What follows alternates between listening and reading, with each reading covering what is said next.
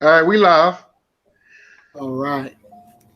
All right. Well, I just want to start off by giving the brothers the greetings, peace, and blessings. Thank you again for having me. I think this is one of the most important topics that we can discuss. Who are we? Setting the record straight. Because there's a lot of misunderstanding, there's a lot of pure ignorance, there's a lot of people that, may be ashamed of the motherland. And we cannot allow their foolishness or their ignorance to stop us or our progress. The biggest things that we suffer from is a lack of knowledge of self, a lack of knowledge of who the enemy is and the time and what must be done. I'm glad to be able to be here. And the thing that really got me from listening to the live that was done the other day, that I was late getting to, was, first of all, I could have sworn I heard the reference like the transatlantic slave trade doesn't add up. And that gave me pause to say, well, are you saying that it didn't happen? Where is this coming from? Because if we're going to say that the transatlantic slave trade didn't happen, then how did we get here? Then if it didn't happen, then you're telling us that even our brothers and sisters in Ghana who apologize for their part in the transatlantic slave trade, you're saying that they're even lying for coming out and saying that they apologize. You're saying that the dungeons and the caves that sit over there that you can see that slaves went through, and they're telling you the story, you're saying that that's not real. So there's no way that I can just let that go, because our people are looking and listening to us. And when we say something like that, it makes them wonder, it makes them question our sanity. And, we just cannot allow foolishness like that to continue. So, yes, we are from the motherland. That is the birthplace of everybody. Everybody came from us. So, we're taught that black is not a color, but black is the essence from which all color comes. They ABC did a special and was tracing everybody's genetic DNA of where did it come from. And before they told everybody the answer, they were walking around in New York and they were asking people, white, black, where'd you come from? Where this, where that? Well, none of the white people said that they came from black people. They came, I was from Britain, or I was from Ireland, or this, that, or the other thing. And so when they told them that your origin started from the black man and woman, you could see the shock, you could see the horror in their faces, that they had to accept that they came from black people, and really for other black people to want to deny that we came from the motherland. Now, you may not know exactly which tribe that you came from, or you may not exactly know which country that you came from, okay? But we know this is where we came from. And I thought it was very interesting when y'all were breaking down and showing different people and showing that, hey, look, this person looks just like us. And you can't deny that. That's just plain and simple, everyday, simple Joe understanding. So if we can't get that straight, then it really shows a deeper problem that we have. And that deeper problem, we must be able to fix it. Because in some, maybe there's a hatred for being black. Maybe, they don't like the fact that their skin is this beautiful, beautiful complexion that we have. But whatever their ill is, I believe that we can come together and get it fixed. That's the time that's going on. Our people on the continent, they love us. You know, they love us. They may not understand everything that's going on, but they understand that we are their family. They understand that, you know, we were taken from them. No matter whether you're from Nigeria, no matter whether you're from Ghana, no matter whether it's South Africa, no matter whether it's Libya, all of that is Africa. And I have dealing with people that's in South Africa, and I follow a brother over there, Julius Malema, and you know, I love that brother to death. And we talk on Twitter, and you know, a lot of our brothers and sisters from South Africa, they follow me on Twitter, and we go back and forth, and we talk and we build, because they understand Pan-Africanists. I was shocked to hear, I'm not sure which one of them said it. It was either Brother Talik or the Alquan brother that was saying that they don't go by Pan-Africanism, or they don't know it. And it's like, yeah, they do, because there's a Pan-Africanist parliament over there.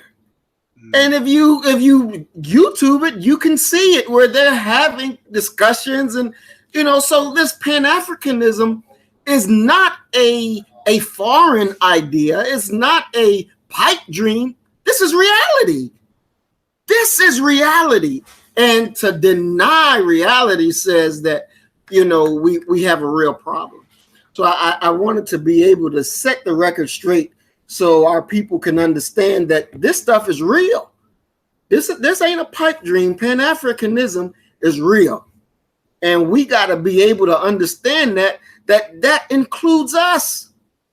That includes us. We have a seat in the parliament. Mm-hmm. But if people continue to lie, then our people won't be able to see it.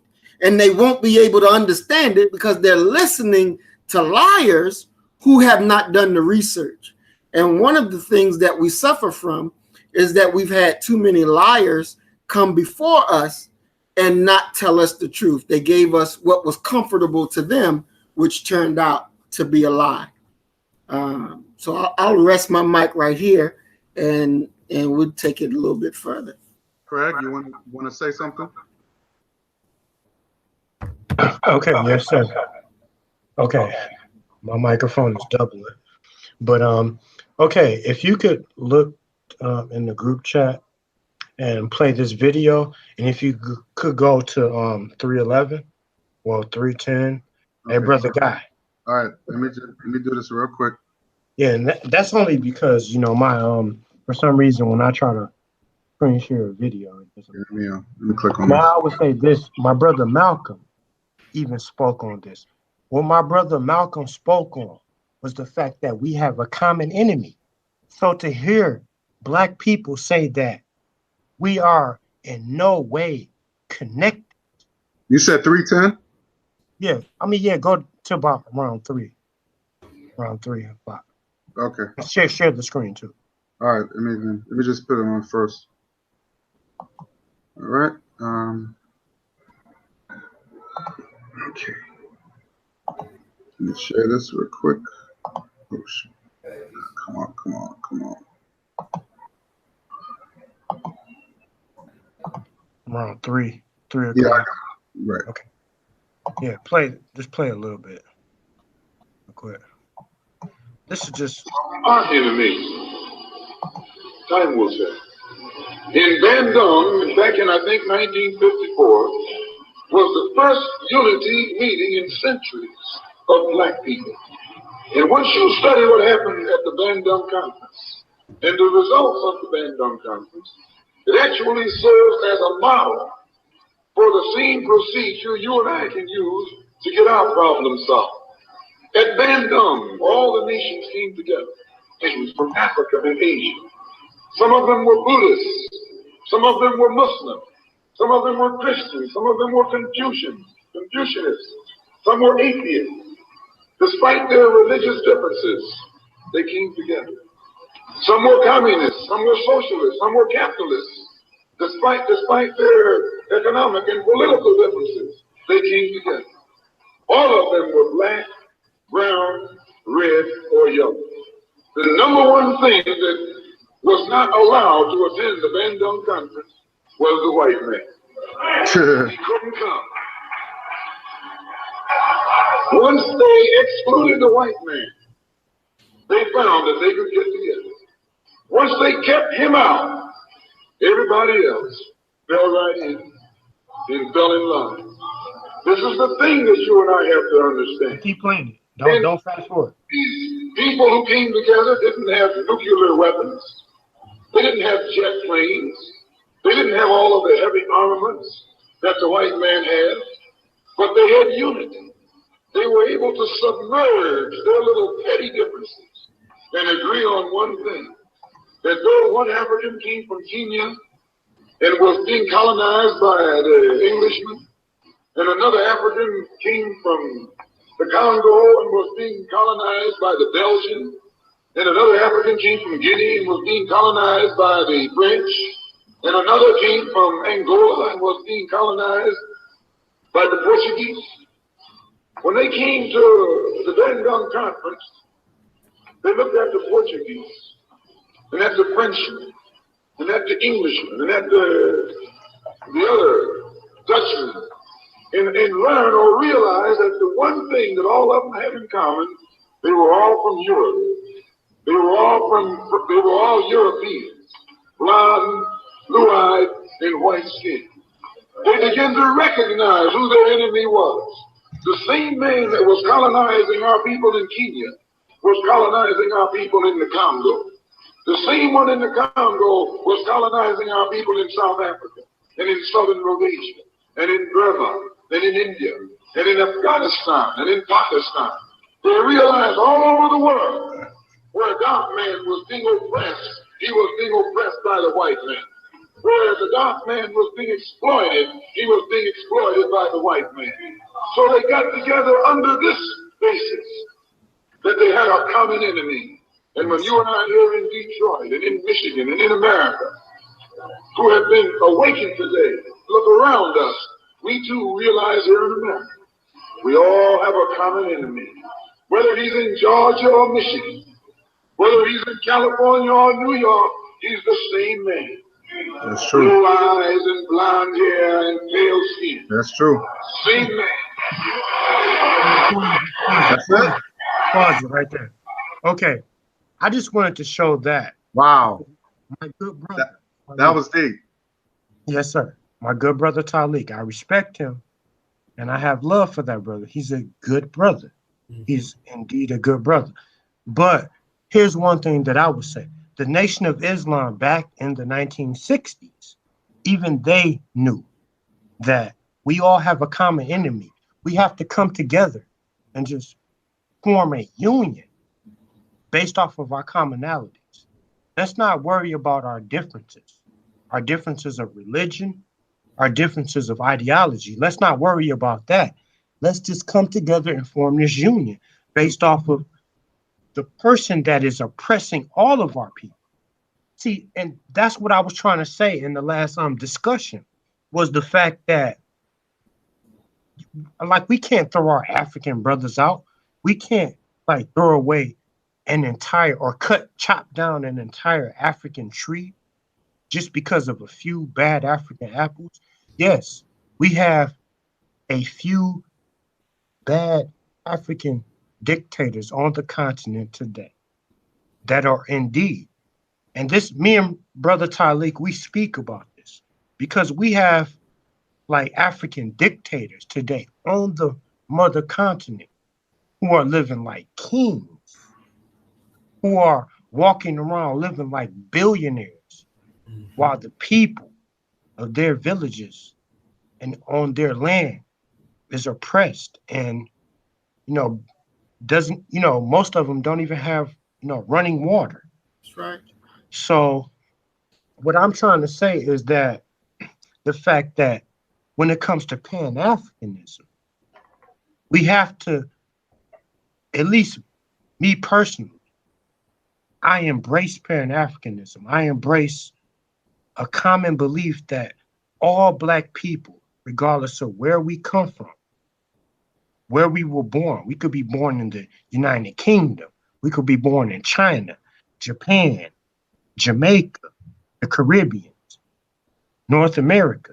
You know, it doesn't matter. We have to come together just based on the fact that we all have a common enemy. Mm-hmm. So I just wanted to play that because, you know, my brother Malcolm, you know, he was light years above his, you know, ahead of his time. Mm-hmm. What he spoke on yesterday, you know, is so relevant in today's struggle. So I'm just going to end it there.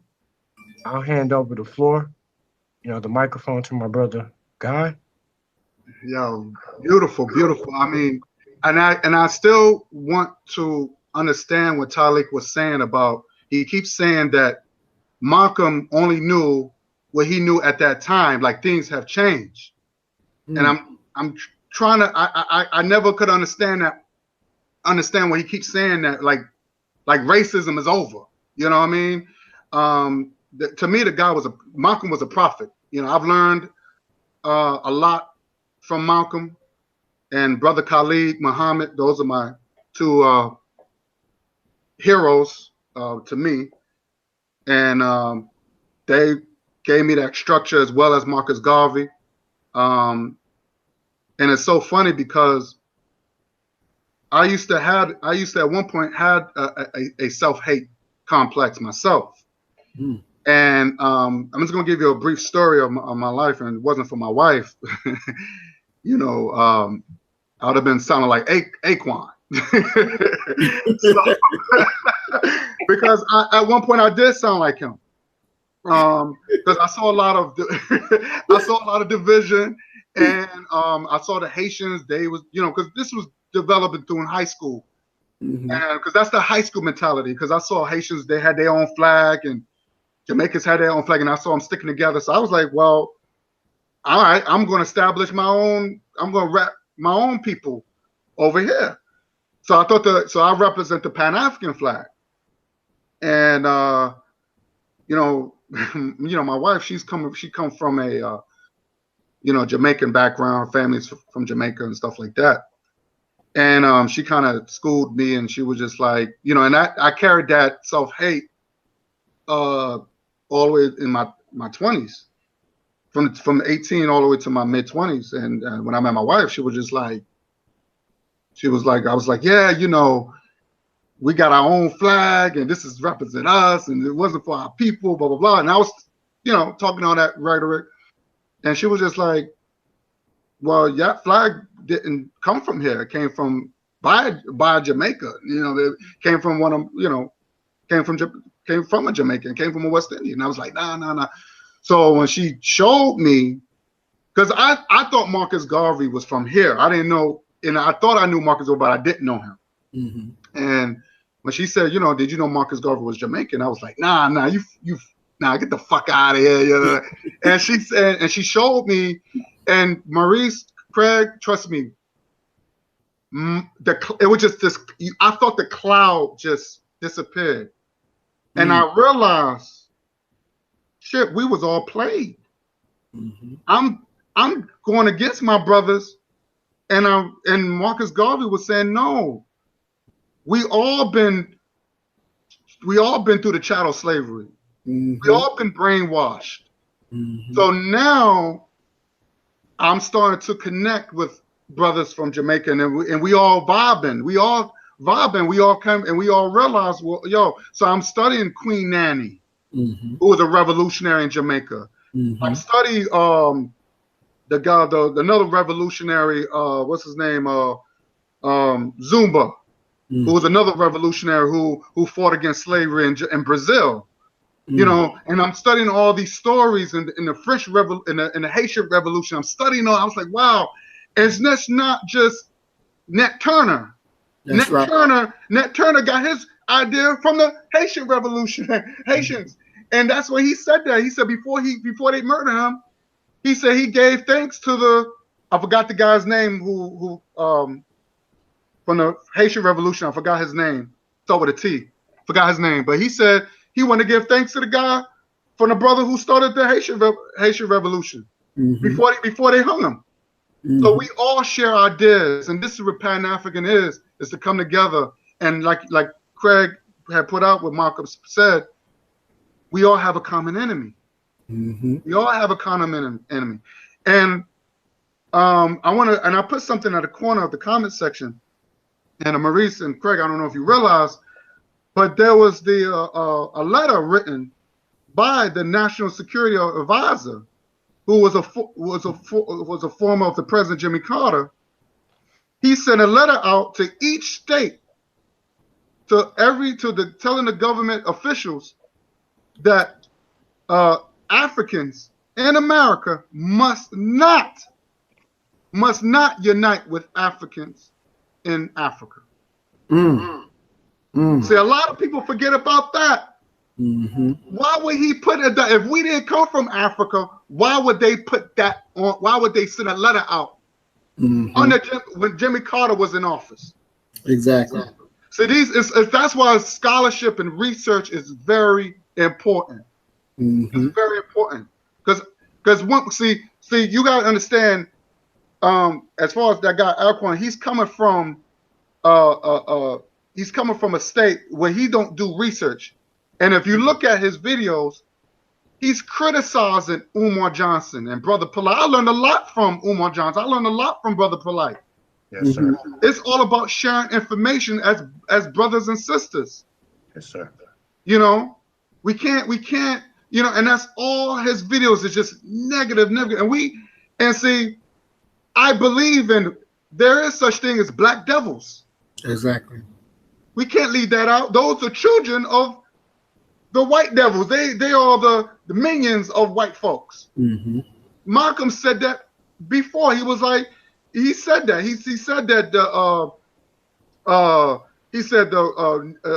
you got these black devils. They're the white man's robots. Okay, but I want to share screen something, and I'm gonna say this because this is very important. I'm gonna share this screen share about the word slave. You see this? Yes, sir. Now, Talik said that we're slaves. He said we're slaves. He said that's not a bad thing. Said that more than once. But what is a slave? A person who is legal property of another and is forced to obey them. Force. Like, why would you want to be cool to be property? That's not freedom. And then let's go to the word African American. When you type in the word Black American, when you type in the word, you put in Black and American, the first thing that pops up is African Americans. Now, this is something that Jesse Jackson had. This is ejected. Black American is not even a right term to a group of people. The correct term is African Americans. But what is an African Americans? African Americans are a ethnic. Remember, I said there's a difference between race and ethnicity. African Americans are an ethnic group of Americans with a total or partial ancestry from any of the black racial groups of what? Africa. But according to Aquan, we have no ties of any countries, which it doesn't make any sense because when you talk about America, America is not a country, it's a continent. Within the continent, you have Canada, United States, and Mexico, and few other countries like Puerto Rico and so on. Exactly. Let me get out of here. I'm sorry. Let me just focus. But Let me ask you another question. Name me another continent that has the word America attached to it. You have South America. Mm-hmm. So are you saying Brazilians are not Americans? Are you saying people from Guyana are not Americans? That's connected to South America. Mm-hmm. So you saying they're not Americans? Mm-hmm. What about Central America? Like Jamaica, Belize, Costa Rica. And didn't they all, between North America, South America, and Central America, ain't they all experienced chattel slavery? Ain't all black people in those continents experienced chattel slavery? So black America is a very general term. Well, this is where the contradictory comes from, Elquan, because when I asked him 3 times what did black American means, he couldn't explain that to me. Mm-hmm. So black Americans, that's a very general term, because okay, you got black means black people, but then you said black Americans, which includes the continents of North America, South America, and Central America. Mm-hmm. But then if you focus on only North America, then you have to narrow that down. Right. Okay, well, I'm only talking about people from the United States. But even in the United States, you got to focus, because now you got to talk about class. Mm-hmm. Are you talking about first-class citizens, second-class citizens? So if you're gonna, I mean, he never broke it down. That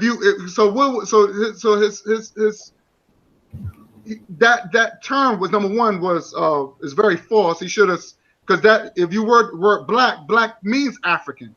Africans means black. Even if you look at the ancient Kemet means the lands of the blacks. Mm-hmm. So this is history, you know. Mm-hmm. So I don't see this. We have to. If my thing is like this, if the people is not willing to learn, then we have to separate those type of people. I'm sorry, but I can't, like that. My mother always say, every skin folk is not kinfolk. Right. And I believe in separating black people with European minds. Exactly. So this is what I'm saying. This is what I was trying to tell Talik, that your plan of taking over Mississippi or controlling Mississippi will fail if you don't have a structure. Exactly. We have to have a structure. We have to say who can come and who can't come. Number one, I don't want to be surrounded by black homosexuals. I don't want to be around with black people that believes in integration, where they want to bring their white wives and white boyfriends. We can't allow these certain things. Exactly. We have to have a law. That means we have to have structural laws. Exactly. And plus, we have to have our own flag. So what the flag will be? I believe that we have to have the Pan-African flag. Because if you're going to unite, that's the uniting part. Marcus Garvey, we got to keep that alive. I don't believe we should throw that away. So that should be our flag. We have that. And remember that song? What was that song that they had? Everybody has a flag except the coon. Remember that song? That was in the 1900s. Yes, sir. I definitely do. Right, and that's what Marcus Garvey gave us our own flag. You see what I'm saying? Yep. So we have to keep that alive. We can't throw away our heroes. White people have their heroes, like George Washington. The people who was that Marion Sims, who chopped up our women, and they built a statue right in Central Park in New York. They finally took it down, but that statue been up for 84 years. So where's our heroes? Let's make statues of our heroes. Let's honor our heroes. And we got to stop worrying about what white people think. That's what's stopping us too. Stop worrying about what white people think. Exactly. And we have to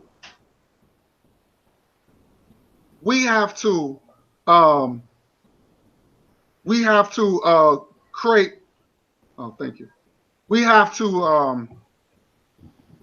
Sorry, lost the memory. Memory loss. But we have to think ourselves as great people. Mm-hmm. You know what I'm saying? We can't think ourselves as slaves, and so as long as we believe that we are great people, just like our ancestors were great people, like Harriet Tubman, Queen Nanny, Queen Nzinga, we have to honor our people. And once we honor them, we can be great too. And this is something we have to teach our children to be great. We have look at the Japanese people, look at the Asians and the Europeans, and look at it. They teach their kids to be great. Mm-hmm. They ain't teaching their kids to be okay. They ain't teaching their children. Look at the Japanese American. You think they teaching their kids? Oh well, yeah, used to be in concentration camps, and blah blah blah. No, they teach Asians teach their kids about their emperors, and most of them or some of them never been to Asia. They never been to China or Japan. Mm-hmm. But look, I live in New York. There's a Chinatown. There's a Chinatown in every state. Mm-hmm. They got schools. You go to Chinatown, they got their own banks and Chinese. Right in America. Mm. Now, we black folks, we African people. We should have our own language too. We should claim Swahili. A lot of black people speaking Swahili now. I'm learning Swahili.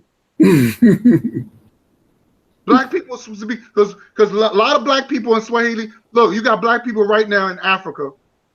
Our people in Africa, not only they speak English. That's the reason why I watch a lot of Nollywood movies. You can learn a lot watching. That's why my name is Nollywood, because I watch a lot. You can learn a lot watching Nollywood movies. They speak English too, Mm-hmm. as well as Swahili. So we should learn and reclaim our languages, so we can communicate not only in English with our conquered language, but we have to reclaim our own language and build our banks and make it have Swahili names on it. That's right. And no one says nothing when the Asian man does it, or the European man. No one says nothing, but when we do it, it's a problem. Mm-hmm. We gotta stop. We gotta stop that. We got to ignore we got to ignore the ignorance and ignore the hate, because the one is the biggest fear. And remember what J. Edgar Hoover said, and I know you remember this too, Maurice, when doing the Black Panther, when the rise of the Black Panthers. What did J. Edgar Hoover said? He said the biggest number one threat. What was the biggest number one threat? What J. Edgar Hoover said? Do you remember? The rise of a Black Messiah. Not only that, but he said the organization of black people. Mm-hmm. That's what he said. The organization of black people, because he saw the rise of the Black Panther movement. Mm-hmm. Mm-hmm. It wasn't the guns that he feared. Mm-hmm. It was the knowledge. It was, remember, Black Panther was building, they had school system and food program. Why would you feel threatened of that? Mm-hmm. Because remember, they want to keep us in slavery. They want to keep us in bondage. And we want to be free. We want to be independent.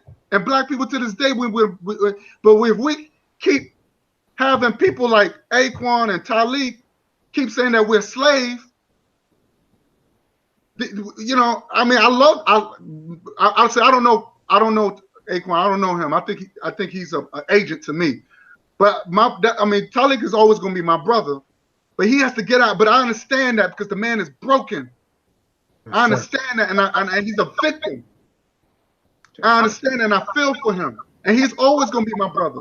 And our job as black people is to bring that African healing. Mm-hmm. We have to bring that healing. Mm-hmm. And that's what we do. We're here to heal our brothers and sisters, and we're going to help those that want to be helped.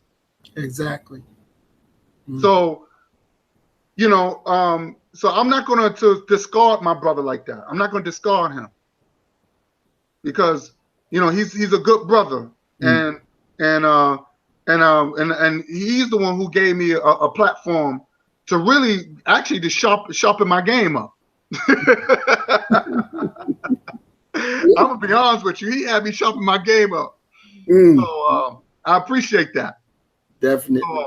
Definitely. But that's all I did. I just wanted to. That's all I did to say at this point. But I give you the floor, my brother. Yes, sir. Thank you, beloved. One thing that I will say about our big brother, we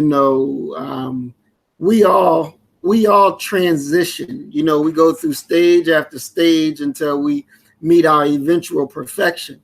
And the more we learn, the better we should be. So I think that the more that we as brothers hold each one accountable and then get it so that you can teach me, because I don't know everything, right? He doesn't know everything. I know what I know. And so I can teach on that and I can talk on that. Now, if I don't know something, I have to be righteous enough to say, well, dear brother, I don't know. You would have to teach me about that. And that way, if that is our spirit, then we'll continue to grow, we'll continue to learn, we'll continue to move forward. But if we have the spirit of, well, you can't tell me this or you can't tell me that, then that stops our growth, that impedes our moving forward. And so we have to make sure that we have that right attitude. And I'm hoping that our dear brother, once he see this and have communications, that he would go and do the same, which making the record straight, so that our people can see that in the Nation of Islam, one of our rules says that, or our instruction says that mistakes shall not exist. It doesn't mean that you're not going to make a mistake. But when you make a mistake and your brother or sister pointed out to you and you fix it, then the mistake doesn't exist any longer. So, I think once our brother, see the video and have conversation, then he probably will come around and change, what he said or how he said, so that, the proper message will be sent out. You made several good points that I wrote down that I wanted to touch on. As far as American, South American, North American, whatever, in reality, it's like the Jews have said about the Palestinians, saying that, the Palestinians are truly an invented people. There was never a real place called Palestine, so they really can't be Palestinians. Well, that's foolishness. But if we look here in America, now, everybody except for the natives came here from somewhere else. You're either from Britain, from Ireland, you came from somewhere else to come here. Mm-hmm. So, really, Americans are an invented people. Mm-hmm. You're not native to this land. That's the so-called American Indians. They are the ones that's native to the lands. Everybody else is a made-up thing because they made this country up 239 years ago. Okay, so that's a made-up thing. It ain't natural. It ain't natural. You're not tied to the land. Now, us, we are tied to the motherland. Our DNA goes back to the motherland. That's our beginning. That's not made up. That's not invented. That is part of who we are. So you can't deny that and be sane. The enemy likes to divide and conquer, divide and conquer. That's how they were so successful in taking over the continent, making sure that the people stay divided. So he'll give names, or he'll say, like you have pointed out, that Big News Zabriskie went around saying, make sure that the African Americans or the blacks and the Africans from the motherland don't connect. because he know that we have the same enemy. And if we know that we have the same enemy, then we'll begin to discuss how to defeat that enemy.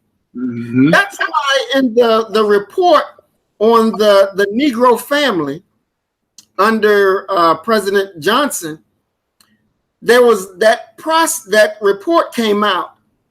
And in that report, it clearly stated that one of the most dangerous things is the theology of the Nation of Islam, and that America had to defeat that theology because it was worse than communism from China. Now, why would the theology of the Nation of Islam be a threat to America? Because the theology of the Nation of Islam says, leave the white man alone. That's your enemy. You can build your own. You don't need him. Mm-hmm. You don't need him. So in the report, it says that if that is taking foot here in America, then everybody will see it and copy it. So if they copy that, then that means the alienation of white people. That means that this quote unquote white power structure will be gone. Mm-hmm. It will fall because there's nobody supporting it at the root. And so we got to understand that at the root, we are the ones out of ignorance that are supporting this white supremacist system. We support it out of ignorance. So the more that they can keep us divided and say, well, you know, you shouldn't be like this one, or you better than that one, you know, it keeps us fighting with each other instead of coming together, sharing our oneness, and being able to defeat our most powerful enemy. You know, in Ghana, several of my colleagues and friends have been there. I haven't made it there yet, but I will. They call us Obruni. Oh yeah, I heard about that. And until they get to actually speak with us, then they'll stop calling, you know, you Obruni. And Obruni means, you know, you're a white man. Right.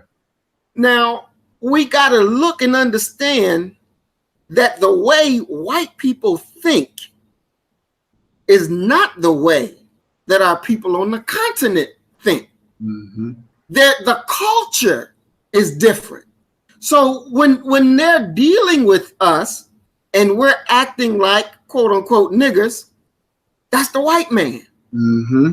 That's the white man up in there. So in my videos that I do all the time, I always end it with saying, you kill the nigga in you, and I'm going to kill the nigga in me, and our God will be able to reign supreme.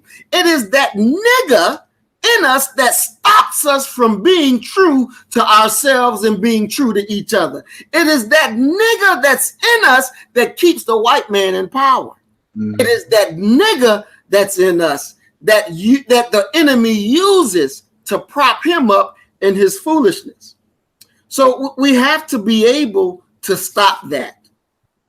And when you talked about Mississippi and you're saying that we got to have structure, that is exactly right. You know, Brother Talik had said during one of the lives that, you know, well, we'll talk to the mayor. And I said, no, we ain't. No, don't say that. Because you do that, you can forget it. They'll have our ass in jail before it's even there. Exactly. You know, because what we're doing is a threat to them. It's a threat to how they keep their income. So they don't want to change. So we can't go to the enemy and say, this is what we're going to do.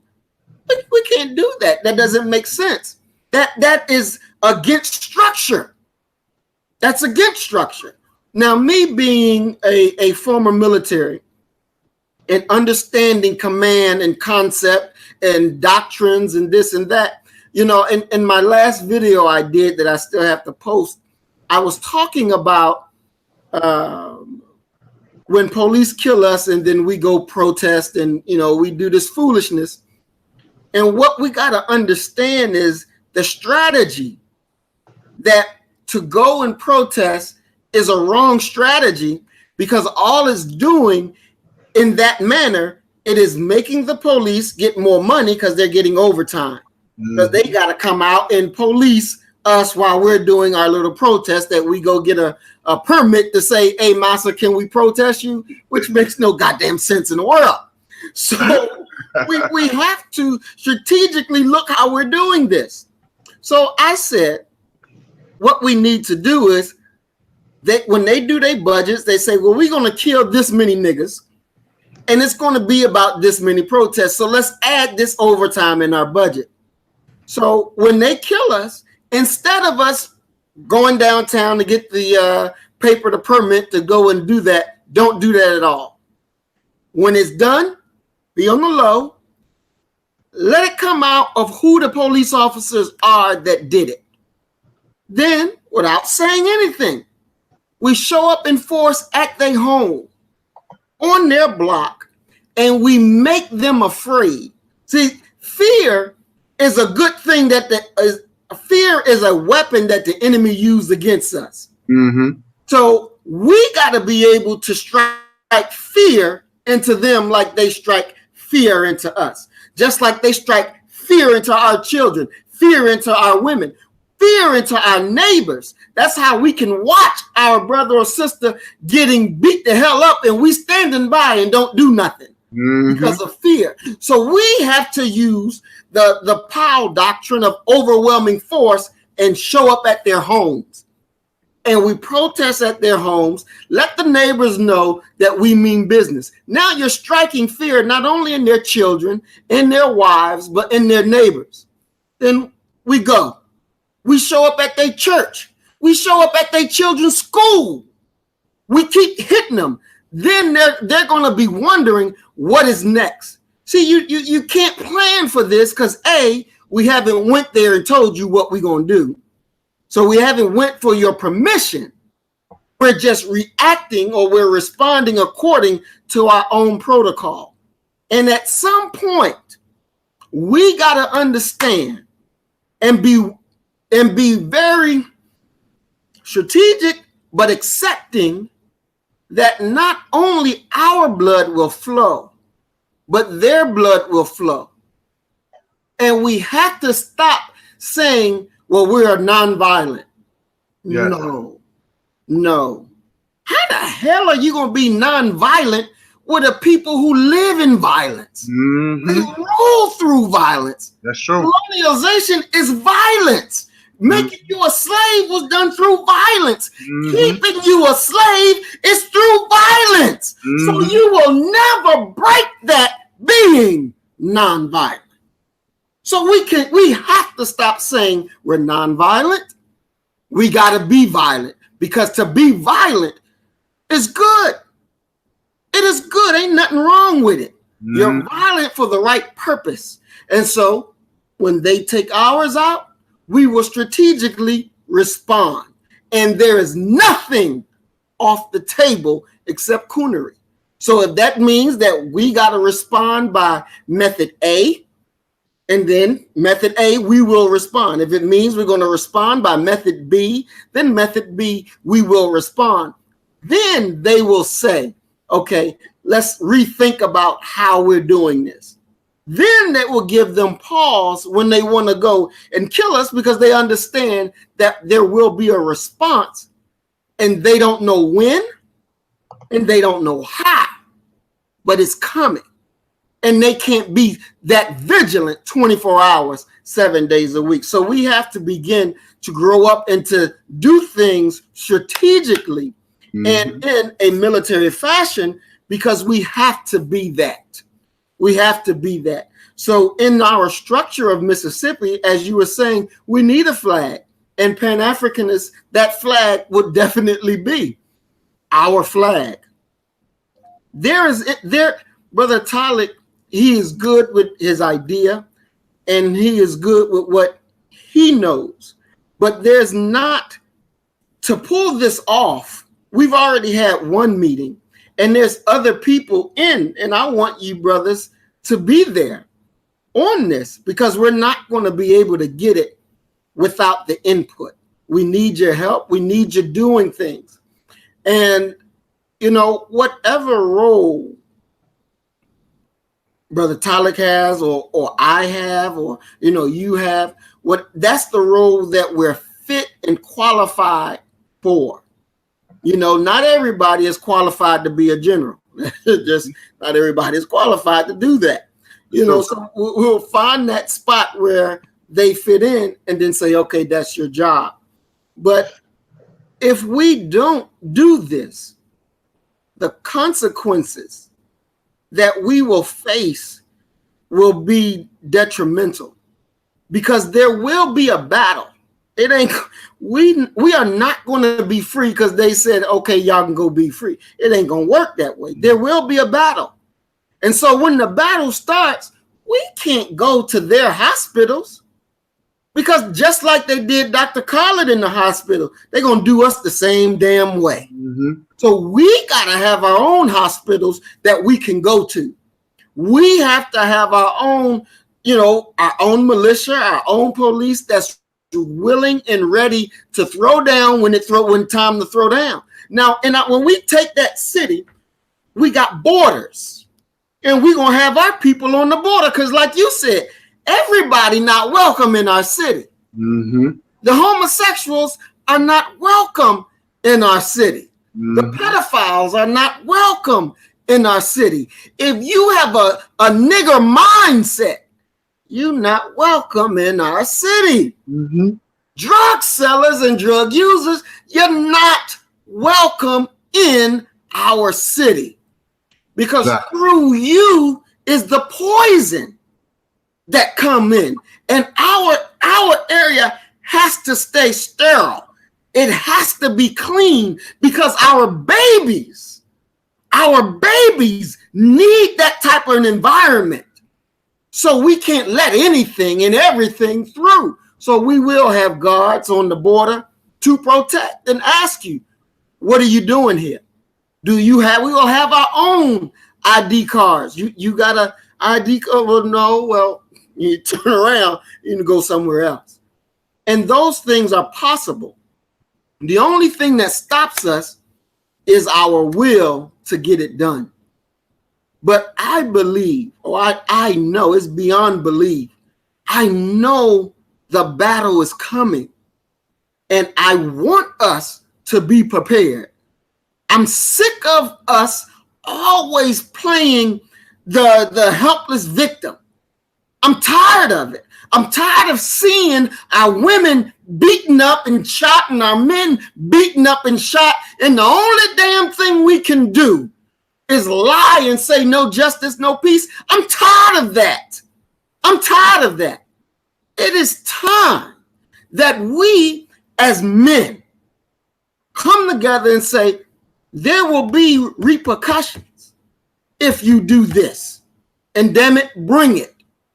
Now, when we look at the Nation of Islam is the only organization in America that has killed white people and police. The ones that were killed in New York got away. They didn't leave the country. They stayed, and they were not convicted.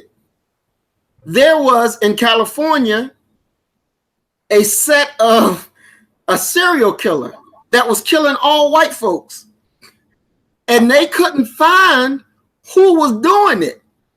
And, you know, just by the slip of the accident that they actually did find, and it was Black Muslims that were going around killing these white people.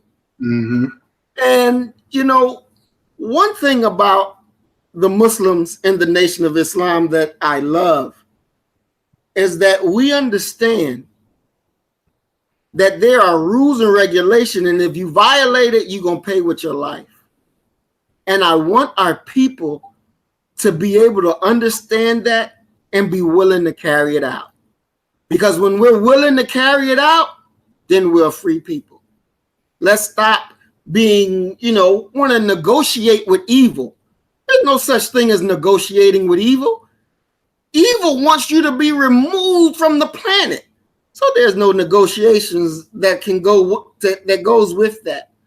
So, you know, I know that we're going to take that city and we're going to take more than just that one, because the battle is coming and we have to be prepared, because the future generations depend on us being able to respond and to respond effectively. So all of us former military that's out there that know what need to be done, we were good trainers in there and we'll be good trainers of our people out here. So we're going to do what need to be done. And with that, I'll rest my mic. All right. All right. Craig, you still there? I said my brother Craig. Craig, you still there? I think he stepped out. He said he gets some. All right. Beautiful, beautiful. I agree with everything you said, man. Like I said, there's probably some kinks we definitely have to straighten out, because as far as the takeover of Mississippi. But my main focus is that I want to get some land in Africa. I think that's my main focus, because I was listening to my brother Shaka Amos. I don't know if you're familiar with him. Good brother. He's the one with the long dread on the side. Good brother. I met him, and I bought one of his books. You know, because I'm definitely studying a lot of comedic science myself, because I'm very intrigued, and because it's something that wasn't never taught in school. So there's a lot of our history in that. That's the beginning of spirituality, and everything else came after. Exactly. So I think we have to really study that to really understand ourselves and where our spirituality comes from. You know, to get really deep in who we are as a people, and where we get our, because the sun, you know, because people think the sun is a bad thing, but the sun is a really energy force, and I really understand how science. Because sometimes, look, I don't have a problem with people. I'm gonna say this. I don't have a problem. People can worship whatever they worship if it works for you. But I want to praise things that I can see and touch and hear. You know what I mean? I want to pray. You know, I want to why not praise the sun? Give a sun, because when you go outside, there's been many times I was. I'll give you a perfect example.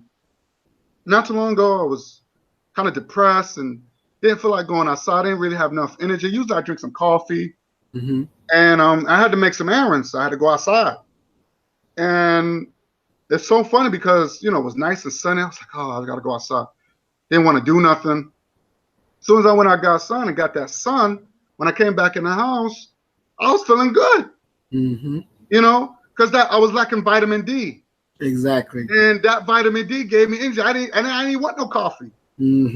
So the sun is very put. That's our energy. That's what we call us. That's what we are named. You know, we are considered sun people, because that's our protection. A lot of races of people can't handle the sun. So this is our. When you say we are God chosen people, I believe that. That's right. The Bible, even the Bible, says the Garden of Eden was in Africa. The first man was the first black man and black woman. Everybody else came from us. Did you know that people from all over the world who was non-black worship the black man and black woman? That's right. That's right. We worship the heavens. We worship the universe. We were gods. That's in the Bible. We are ye who are gods. That's what the Bible says. We ye who are gods rule. So they're talking about us. That's right. So as long as we keep thinking that, we can become great people. And sometimes we have to go back to the beginning and see what we missed. Yes. You know what I'm saying? So there's nothing wrong with that. That's not an evil thing. And we're not gonna give a dishonor to our ancestors and our foremothers and foremothers in ancient Africa. We're not gonna do that. We're not gonna give a dishonor to them. Exactly. So this is what I've been studying. This is what I've been really into that, really, and thanks to our teachers like Dr. Umar Johnson, these guys. Mm-hmm. We got to, thank these brothers because it put us back in our natural state. Mm-hmm. But my brother Shaka Amos, he says that he got land in Africa. Mm. He said he got land in Africa. Mm-hmm. And I know a lot of my brothers. I know another brother that I know. He's in Ghana right now, and he's teaching there. Mm. And he's from Atlanta, Georgia. Good brother. And he brought his daughter there and everything. So he got land now. So remember, these guys are getting land, and what happens? Their profits on the land, they bring it back to America, and this is how we can prosper. This is where we can gain capital. So we could, you could do a lot with land. You could rent it and gain capital, bring it over. So there's so much we can do, and this is the reason why a lot of brothers from Africa, they come over here because they're renting and stuff like that, and they're getting the money of it sitting over in America, and this is how they flourish. We're not doing that, and we have to get on board. So if there's resources in Africa, we have to come and together, and we have to get the resources that's given us to us, and we can bring other people who wants to get on board. That wants to prosper. So we can all, what I'm saying is that we all we have. We all we have as a people. We can't rely on our enemy, because our enemy is they're gonna, like I said, when we rely on the enemy, we always gonna be under their wing. Exactly. That's not freedom. That's right. When we can come together and share ideas and say, brother, we got you. Just come on board. I like that. That's not freeloading. Because if you help me, I can help someone else. That's how it's supposed to be, and that's a nation. And my question to you, my brother, Maurice, and my issue is when we talk about the Mississippi, and here's my question to you. What are when just say if you take over Mississippi, what are you going to do with the plantations there? Because my thing is this: I don't want to be reminded of, damn, my people were slaves. That's a lot of plantations in Mississippi. So what is your plans with them? Who's going to live there? Because guess what? I don't think the white man's going to let it go, because now those museums, and they're owned by white folks. Well, so they're going to make money off of that. So what is your plans if you do this Mississippi takeover? What are you going to do with all those plantations there? Okay, the first part I think we have to focus on is taking whichever city that that fits the criteria that we take over. Once we get into the mayor's office, and as I said before, we're in the mayor's office, so that gives you control of the city and how it's supposed to be ran. So we would fire everybody on the police department and replace them with everybody that moved and thought like we do. Right. Now, if there's a plantation in that city, a lot of them. If there's one that's in that city, and if it's owned by the city, we have to just see who it is that it's owned under. But if it's a museum and it is owned by the city or privately, then that's a decision that we as a council would sit down and make. Okay. So that's how, I don't know the answer to everything, because it's not going to be me that sit there and make the decisions. We as a body will make that decision. Right. No, I just want to hear your, hear your thoughts about it. I'm not saying, that's just a general question. I'm not, I know you probably don't have an answer for, but I just want to hear your thoughts of, because what I did when I researched it, it's a lot of plantations that still now some of them are libraries and stuff like that. So these things has a negative presence because I don't want to live in a place where I don't want to be reminded of that, because it's a negative. To me, how I should say it. Like, okay, you got Ghana. I know they have their slave castles and stuff like that. Mhm. And that's people use it for tourist attractions or whatever like that. Exactly. Now I don't know, like maybe you have a different opinion. Maybe you want to do it as a.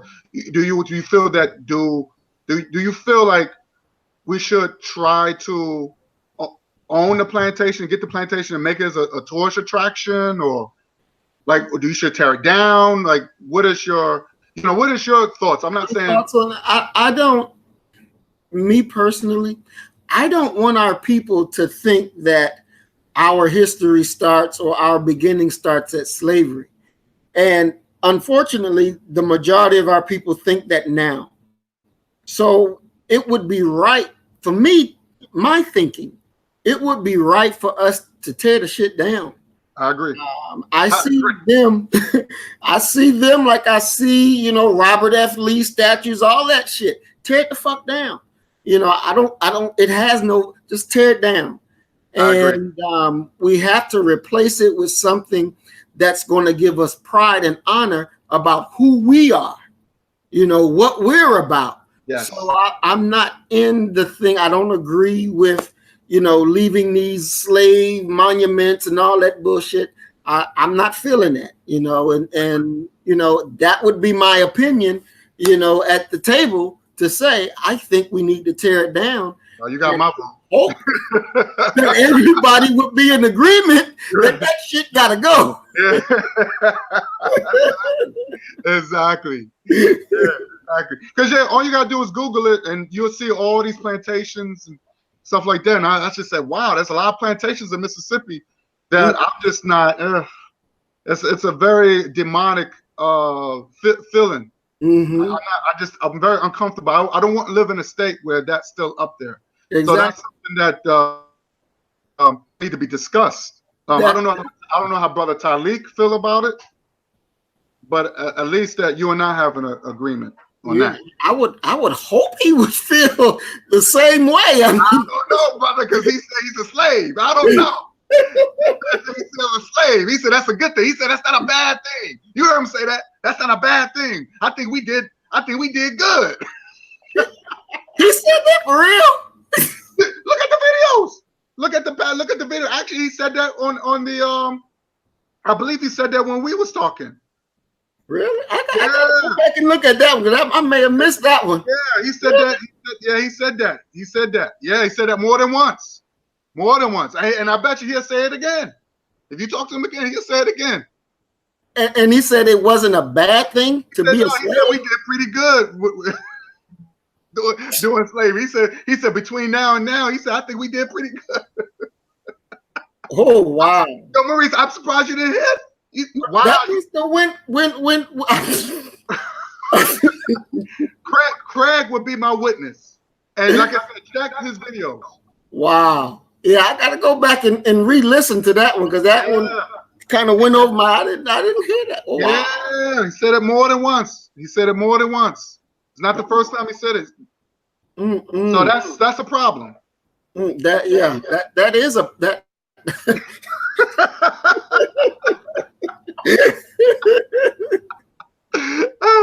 Oh man. Ooh, that's a major problem. Exactly.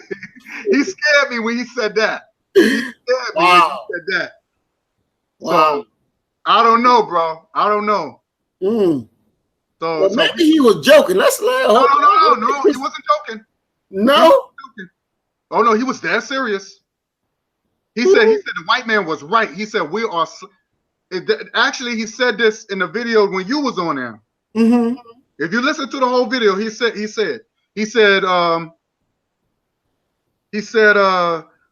when I all right, and if you listen, he said I said so you saying that the white man is right, that we were slaves? He said yes. He said the white man is right. We are slaves. This is and I believe you was on it. You was on it when he said that. I'm surprised you didn't say anything. Yeah, I didn't even hear it. Because if I would have heard that, then I would have definitely spoke up about that. Yeah, but look back on the video when we was on the panel. Yeah, I'm gonna do that because. So so it's like we have to come like I said. I think that if we going to like I said, I'm all for the idea. I'm all for idea, but if there's some kinks that I'm comfortable with, and we have to have structure. If we're gonna go forward with this, there has to be some structure. Exactly. And there's some things that we're not gonna allow. Exactly. And if anything, it should be some repercussions. Most definitely. Even white people don't like traitors. Exactly. Exactly. So we got to keep that in line. I don't believe. See, and this is what I don't stand about Negroes. I don't know about this no snitching policy. And my brother, one of my brothers that I know, he made a good. One day I'm gonna have him on here, and he said something very interesting. He said a lot of things that going on in the hood, in the streets, in the hood, came from prison.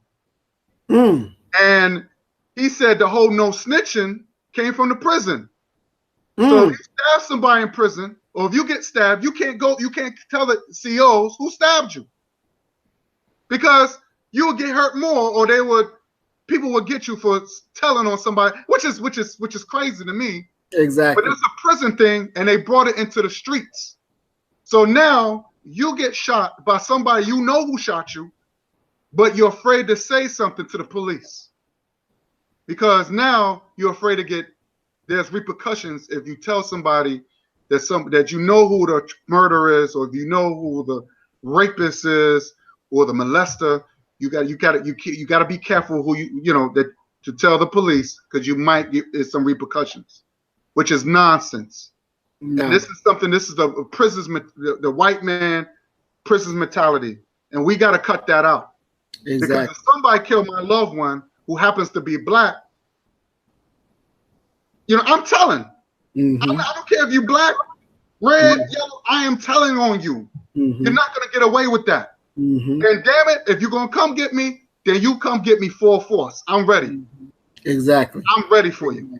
Because I'm not into that. I'm not into that prison like that. I'm not in prison. And I'll be damned.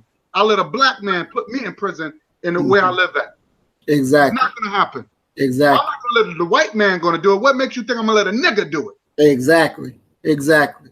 And I feel the same way. We were on the radio program that I do, and we had a sister that called in, and she was talking about a black sister and her 2 children were getting groceries out the car, and a black man, came with a gun to hold them up and put the gun on the sister and the 2 little girls. And the sister didn't have no money because she just spent it on groceries. So the nigga shot her in front of her girls. Oh my God. Now, when they finally turned my mic on, I was ticked, and I went off and I was saying that, we gotta kill this nigga. He didn't give a damn about this sister and the 2 girls, and he do that, and we let that go. We gotta kill him. Yes. And she was upset at me because she was like, "What you mean you gotta kill him?" And I was like, "Well, you would let this go?" And she was like, "He another black person." No, he ain't. He's a nigga. He's a nigga, and the nigga gotta be dealt with. That's true. I'm telling you, we will spare none. We will spare none. You violate, goddammit, you will be dealt with. We are the only community that don't deal with people like we should. Exactly. And this need to stop. Now, if we gonna be men, and we gonna protect our women and our girls, our children, and we gonna let a violator be amongst us, and we don't do shit, hell no. They gotta die, goddammit.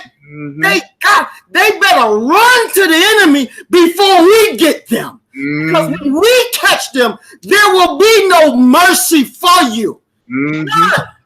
And I mean that. Yes, sir. I'm not playing with it. I can't stand that. I agree, brother. Stand it. I agree. 100%. Powerful brother on the panel. Very powerful brother. Yes, sir. Craig, this is your opportunity. What is your stance on Mississippi takeover. I know me and Marie said a lot, but have you ever seen a documentary called Spies of Mississippi? Spies? Spies of Mississippi. Look it up. It's on Vimeo for free. You can watch the entire documentary. What is it about? No, it's about the civil rights movement that happened down in Mississippi. Mississippi was like the lynching capital. That's true. Of the world at one point in time. That's true. So they talked about, the Ku Klux Klan in the documentary. It says that during, I think, what was this, the 60s or 50s, that 50 to 60% of the police force were Ku Klux Klan. Yes, sir. You need to watch that documentary. It's called Spies of Mississippi. And when I watched that, my brother Talik's vision for Mississippi, although I am in support of anything, that Black people can do to come together and try to, because, like what I see going on YouTube and, within the conscious community, it's a lot of rhetoric, a lot of talk, a lot of historians. But, I'm in support of, real action taking place. But yeah, you need to watch that documentary. Spies of Mississippi is free, the entire documentary. And I saw this watching my brother Talik Nasheed's, one of his live streams. And he mentioned this movie. I clicked on it immediately and watched the entire documentary. And yeah, it talks about the bloody history. Medgar Evans, and just how my people migrated from Mississippi. I'll be totally honest. Like my great grandparents and stuff like that, they come from Mississippi. So it's like that's why, I was in support, and I'm still in support of my brother Talik. But I'm gonna do everything in my power to be able to, give my brother some type of support, in his plan. But at the same time, you got to also just watch that documentary and see what the people, like the mayor and all that stuff, man, like that documentary is so deep. I wanted to say that, Maurice, you have said something important, that you have some military background. And I was telling Talik that if you're going to have to take over something, you have to have a defense system. Exactly. And because it's not going to be easy to do that. It's not going to be easy to take over because white people are going to catch on, and they're going to go with the guns. So I was trying to tell Talik that, have he ever held a gun in his life? Have he shot, or just practicing? So I don't know if he knows any type of military training or strategy, and that comes with the plan. Exactly. And this is something that we need. We need somebody to teach us military training. We have to have military training. Just like with the Black Panther movement, there was somebody who was in the military who taught the brothers and sisters how to shoot a gun. Exactly. We need that. We just can't go in there and just, we want you up. No. It's not going to work that way. White people, they always do that. I heard one story a while back where it was a Black woman. When she was in, she started hiring Black people. It was in a white company or whatever, and she was in charge of hiring and firing people. And she was hiring mostly Black people, and white man didn't like it, so he came back with a gun and shot her. So we have to be prepared for stuff like that. We have to be prepared. Because we are at war. That's right. There's nothing changed. That's right. Nothing changed between now and the 60s. That's right. In the 50s and the 60s. We have I will watch it. Brother Guy. Yes. Yeah, you should take a look. Well, just click on that link that I just shared, and you Okay. could show like the first 2 or 3 minutes, and it will give you a brief introduction about what happened in the state of Mississippi during the 60s in the civil rights era. If you could share that just for 2 to 3 minutes, All right, therefore we can get an introduction, a brief introduction, on what happened let me share it. in Mississippi, man. Mississippi had the most bloodshed of all of the states. That's true. That's during very the civil true. rights movement. Okay, here we go. That's it right there.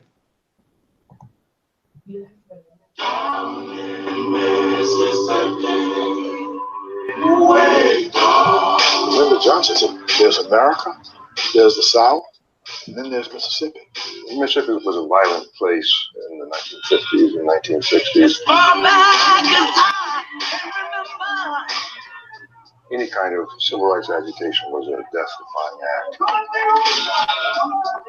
The Mississippi State Sovereignty Commission was Mississippi's spy agency during the civil rights movement.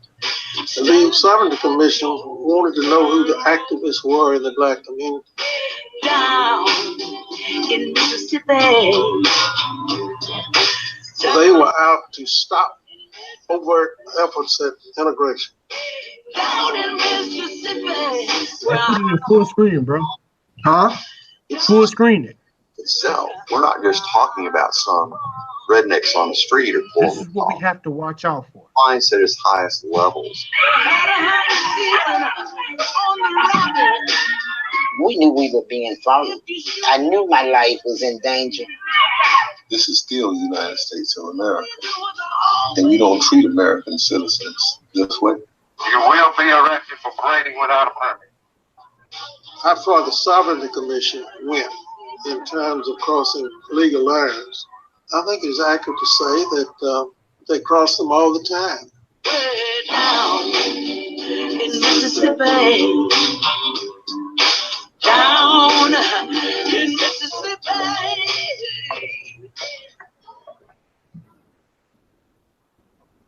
Watch it for a couple minutes. Okay.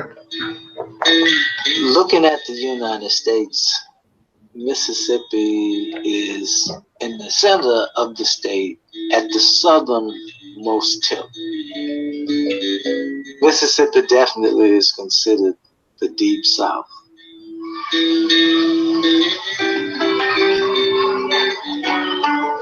Growing up in Mississippi, I'm the youngest of 12 children. My parents were sharecroppers when I was born. So naturally, being a sharecropper, I did a lot of work in the fields. When I went to school, that particular time, This is where most of our people come from. the books we received Wow. and used were hand-me-down books once they became obsolete for the white students. No, that's like a third world country. System that really had Yes, its sir. slavery, The Negroes proudly waving around the American flag. worked their land. And if they could do more than that, they might actually become equal. And they never wanted it to come to a point where there would be real equality. Now, this is what our forefathers. Okay, go. African Americans living in Mississippi than any other state. At one time, it was a majority. Those were the numbers that drove the intensity of the opposition to integration. That so many white people could not comprehend a reversal of the roles of whites and blacks. And they thought that blacks would dominate the state in almost every way.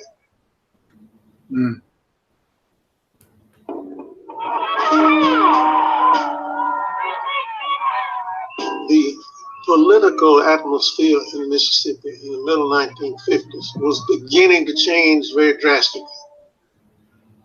By 1956, Brown versus Board of Education had been passed. The great Supreme Court ruling that said that you couldn't discriminate within education on the basis of race.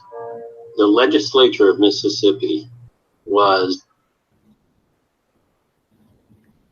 Yeah, I gotta finish watching this. Oh, brother, you need to definitely watch that.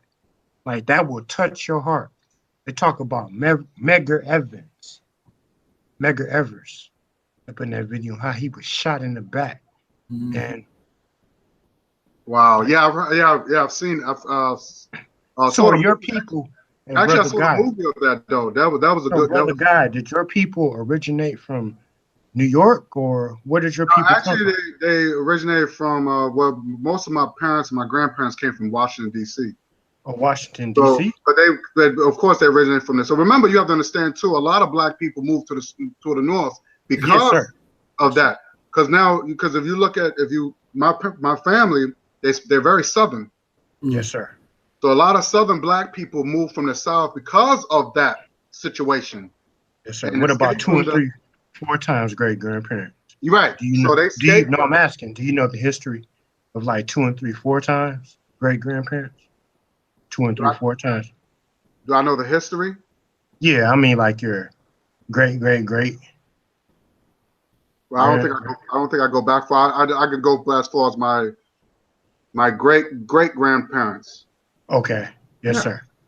Got you. Okay. But and if you really look at it, my grandfather was born in 1920s, right? Yes, sir. Now, that's still under Jim Crow. Mm-hmm. So we go back again. His parents was still under Jim. So you're looking at maybe 1920, so maybe 1900s. Mm-hmm. Yes, sir. And you go back again, then that's slavery. That's right. Definitely. So slavery is not that long ago. If you really look at it, if you go back 3 or 4, I would say 3 generations. Mm-hmm.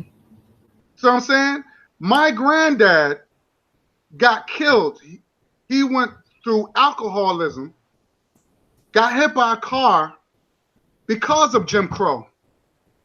So when I hear people say that's not a bad thing, my granddad got killed because of that, because of alcoholism. How could he say that? Mm-hmm. My parents, you got black parents doing my mother, they couldn't even stay together because they grew up in that time. Times were hard.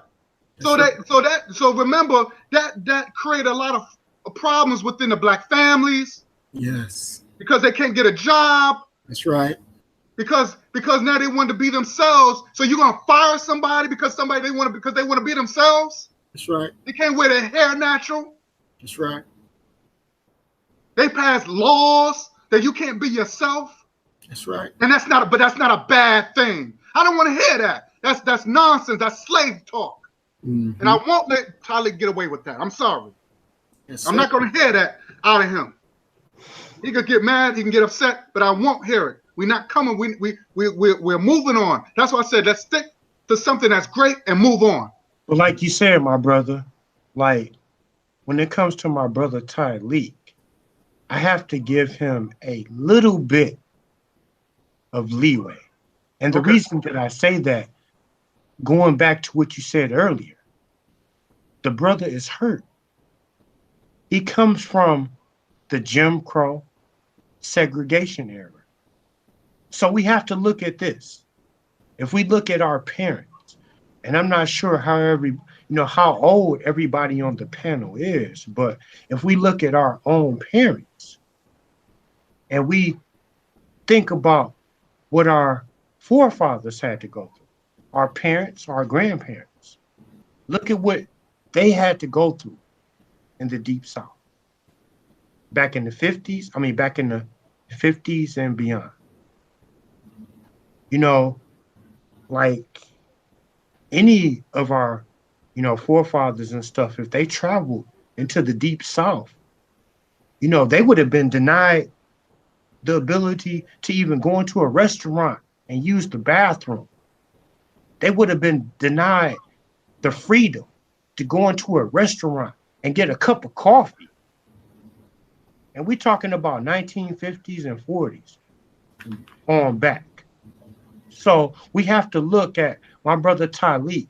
Like, I can understand his pain to an extent because he's an elder of mine. And one thing that would happen in Africa, one thing that when you see Africans, native Africans that come over here to the Americas, they say that the youth does not respect the elders like how we did back in the old days.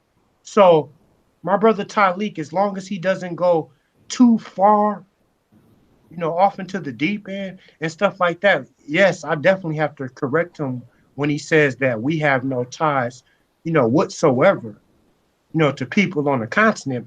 But my brother Talik has never said that. He says that a lot of us do have ties, you know, to people who are native to the continent of Africa. But see, here the thing is, my brother Talik is listening to people like, you know, Alquan, or whatever his name is. He's listening to these people who claim this indigenous ancestry.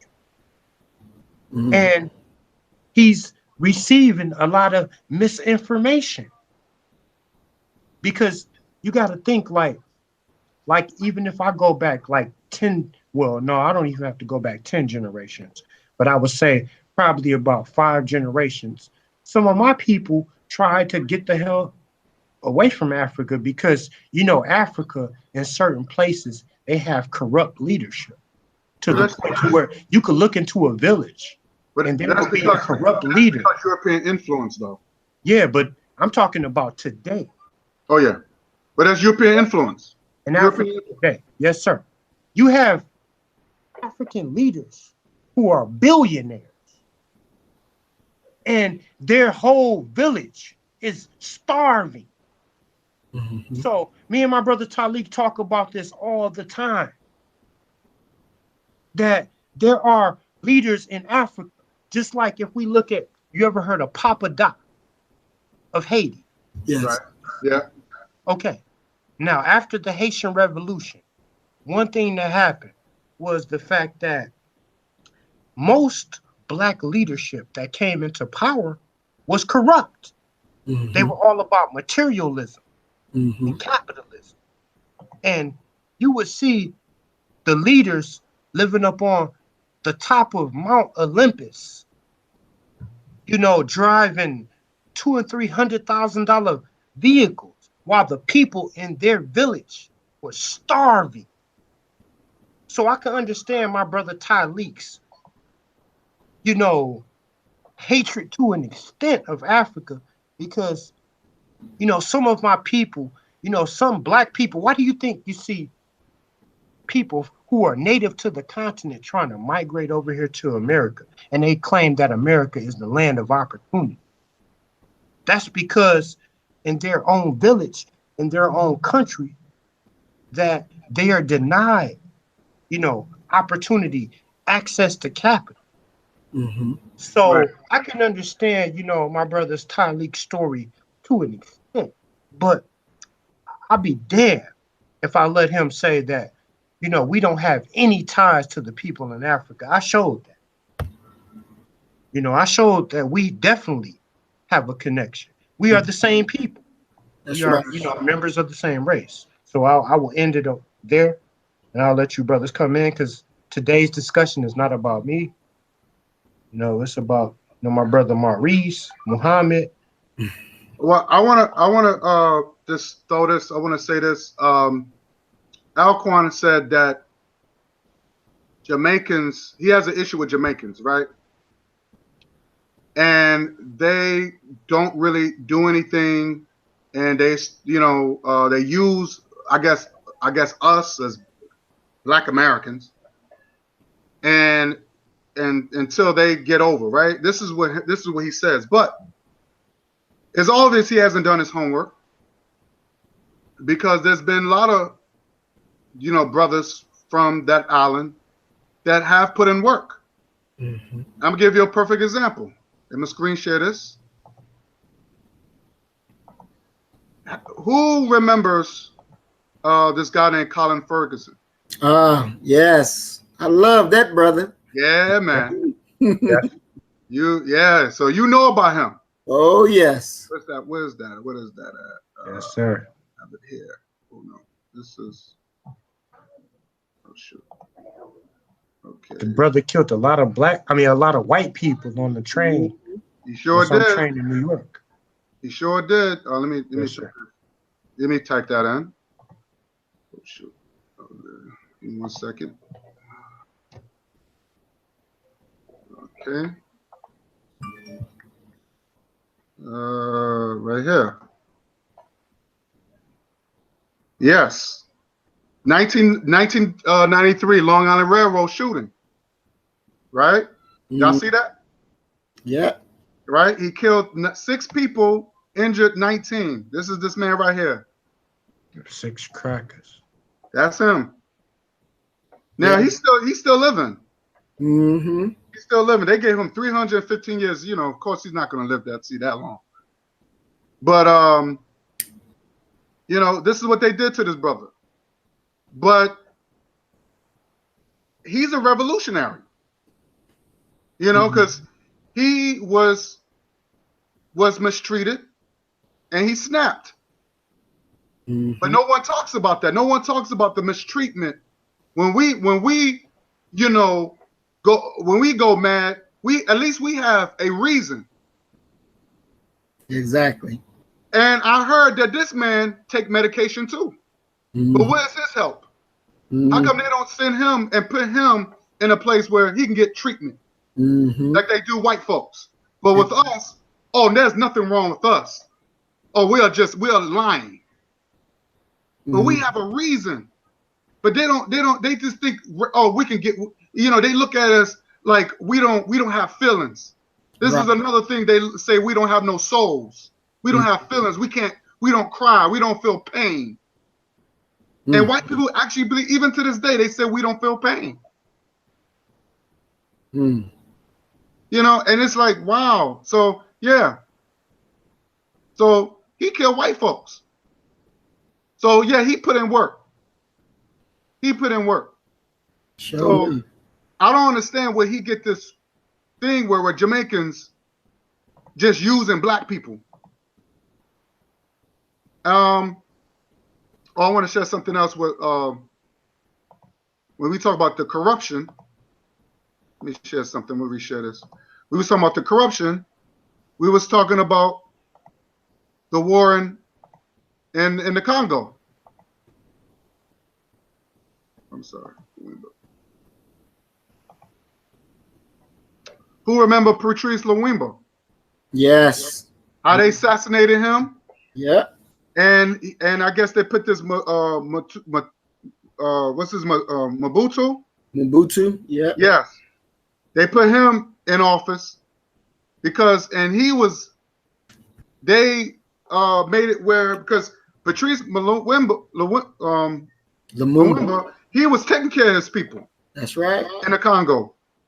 And they didn't like that. And they was trying to sucker him to just take the money, forget about your people, so the white man can come over and do what he wants to do, but he didn't allow it. So they assassinate this man and put one of their puppets in place. That's right.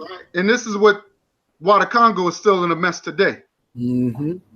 So we have to, that's true. Yes, but sir. This is the influence of white folks. Yeah. Thomas Sankara. If you ever heard of him. Yes. He tried to do good by his people. Yes. But anytime any leader, like, I mean, look at Martin Luther King Jr. Look at, you know, like you just showed Patrice Lumumba, Thomas Sankara, like anybody that tries to go against, you know, white world domination, they get assassinated and killed. So, hey. So yeah. So we have to be unified as a people, and we got to recognize who we are as a people, because that's the only when we were talking about national, we have to nationalize ourselves as a people. You know what I'm saying? That's what I'm saying. When you have made an excellent point in when you spoke and when we was on the panel, you said we can't label ourselves without power.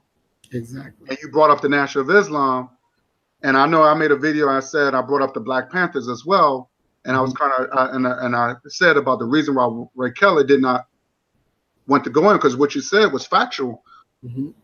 Remember, Giuliani had this J. Edgar Hoover complex. Exactly. He should. And Ray Kelly, who was a commissioner at the time, didn't want to go in because he recognized what happened during the 60s with the Black Panthers. He said, no, because a lot of cops got killed, especially during that time.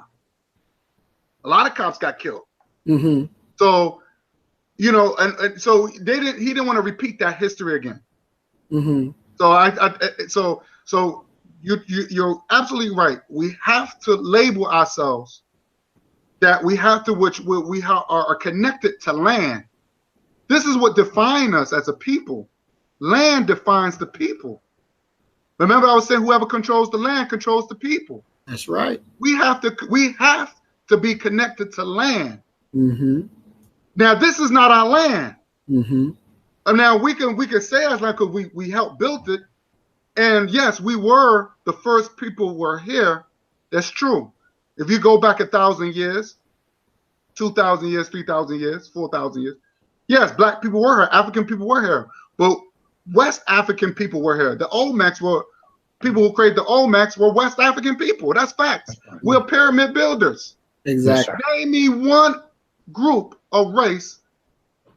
Name me one Indian that built the pyramid. Name me one. But I can name you African people by proof, by that we was here first from America, what the white man called America, from Asia, from Indonesia. There's a pyramid in Indonesia. We was the first person. That's where we had vessels.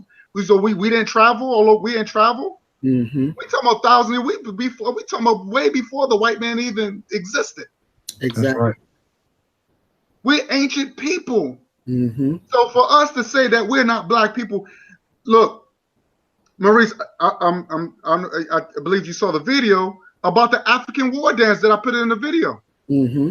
How they related, how they were dancing just like the Black people. Those are African war dances. And of course they consider hip hop dance, but it was African war dance. We don't dance. That's DNA. That's something that we do. That's spirituality. That's right. Not something white people.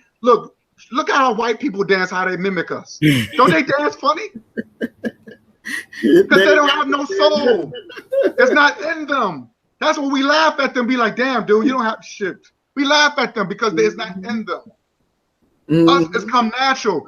Once we hear the beat, it takes over. Exactly. That's African. So when they keep saying, where's the connection? I'm telling them the connection. They still don't, because they don't want to believe it. They don't want to hear it. They're not hearing us.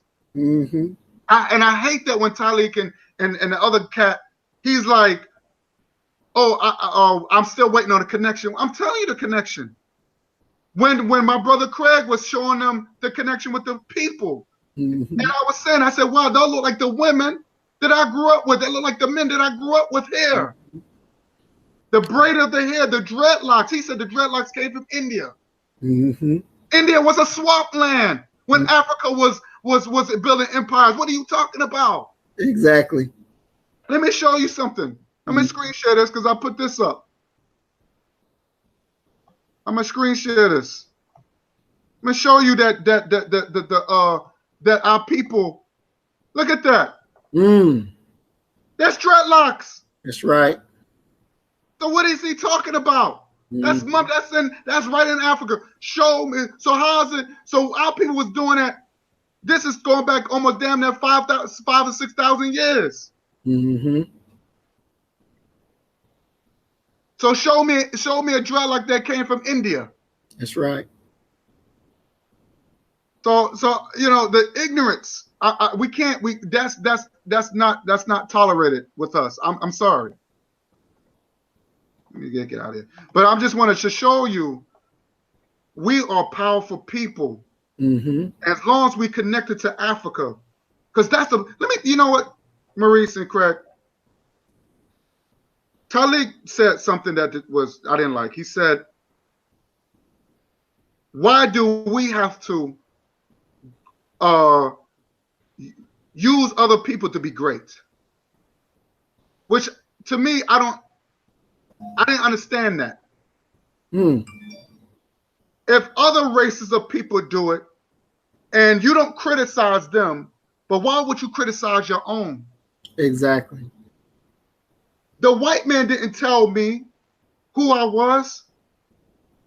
Just like I was telling Talik, I said, this is when the panel you was on. I said, Talik,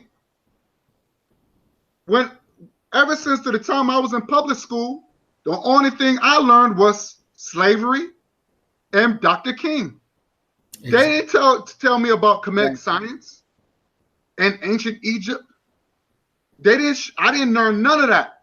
If I'm in a public school system where the majority of people are black people, it should be where they should teach a curriculum that relates to us. Exactly. I think that's very biased and very racist, where you teach nothing but European history to a bunch of black kids.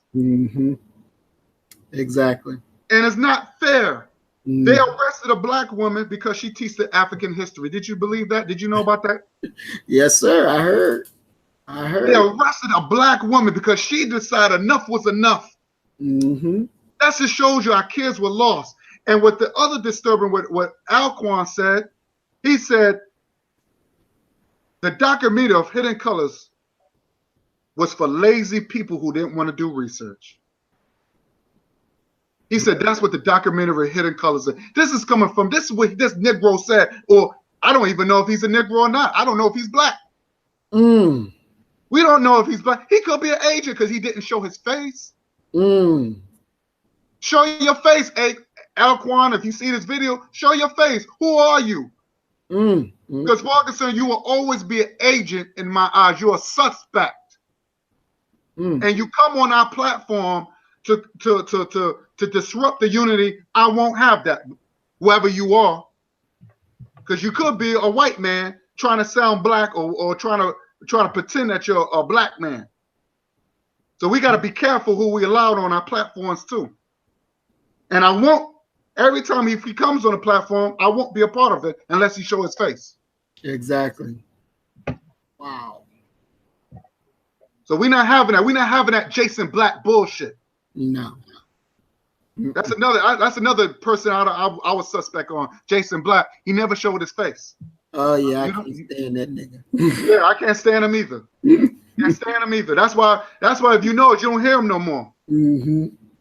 So we're not gonna have that. If you're not gonna show your face, and if you're not gonna be a man and show your face, then you're not gonna be. We're gonna ban you from everything. Exactly. So I'm not gonna be in no more platforms unless that dude show his face. If he's gonna come on the platform, I want him to show his face. Exactly. That has to be a requirement. Thank you. That has to be a requirement. Thank you. At least Craig showed his face in many of his videos. So we're not gonna put up with the self fake. I want the brother show this dude show his face, so we're gonna know who we talking to. If you're a black man, be a man of your word. Exactly. Show your face. So we know who we talking to. If you want me to look at you, show your face. That's right. So right now, Craig, you have said something about the sister on the platform. You said that was supposed to be her show, right, Craig? I don't know if Craig is listening. Well, Maurice, it was a sister who was on the platform. It was supposed to be her show. And she didn't get a chance to speak. And I didn't like that too. And here's the thing, Maurice, I don't know how you feel about this, about religion. In ancient Kemet, and this is what I studied, that not only we had worship, I learned that we worship the Trinities, were the black man, the black woman, and black child. You had Isis or Horus, and Isis or Osiris and Horus or Haru, which is the sun. And I didn't realize that what they was worshiping was family and nation building. Mm-hmm. That's the Trinity, not the Holy. That's the Father and the Son and the Holy Ghost. See, and we got to be careful what we worshiping. Mm-hmm. Because when it comes down, because a lot of stuff that is worship is being based on Greek and Roman mythology. Exactly. Everything is based around the man and male dominance. Mm-hmm. We got to be careful. We can't leave the woman out. We can't leave the child out. Exactly. And this is what we believed in as nation. If you look at throughout history, remember ancient Kemet, that was spread throughout Africa. Mm-hmm. From the east to the west, the south, the north. Mm-hmm. And this is what I learned. I said, wow. The woman was on the throne too. That's right. So let me say this. So if I'm hurting spiritually, if I'm hurting, I'm not going to go to a male god for nurture. That's right. A male can't nurture me. he can't. He don't know. I'm not saying he can't, but he's not built that way. Right. He's built to protect. Exactly. We had a woman god on the throne. Mm-hmm. We had women queens on the throne in real life. So if we had women god like Isis and all these women goddesses or deities, what we used to say deities, and we wanted some spiritual healing for certain situations, we had to go to the woman deity or woman god for spiritual healing. Mm-hmm. Why are we leaving the women god? This is the reason why our sisters are out of place, and a lot of our sisters don't know their place. Mm-hmm. And this is the reason why they're kind of being left out. They kind of react, and we have to acknowledge that. Exactly. How do you feel about that? When we pray, and I know in the nation, I know the Muslim, they pray to Allah, and the Christians, they pray to Jesus and all that stuff.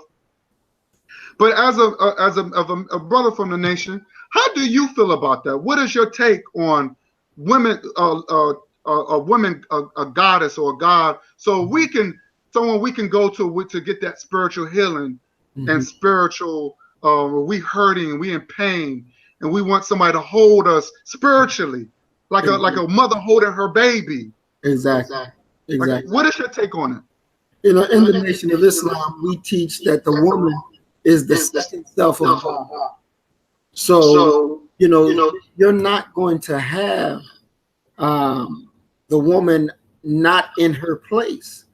You know, when the baby is first born and the baby's crying and mama, she knows exactly what that baby needs. Daddy may not know. He may think, well, maybe need a bottle or maybe need change or shit. I don't know. Come get the damn baby. I don't know what the baby needs. But mama, she knows, you know. So mama is God. You know, that's the first teacher. That's your everything. You know, that when you need that nourisher, you go to mama. You know, daddy there, he, you know, yeah, you know, but mama, she know how to caress you and say it's gonna be okay.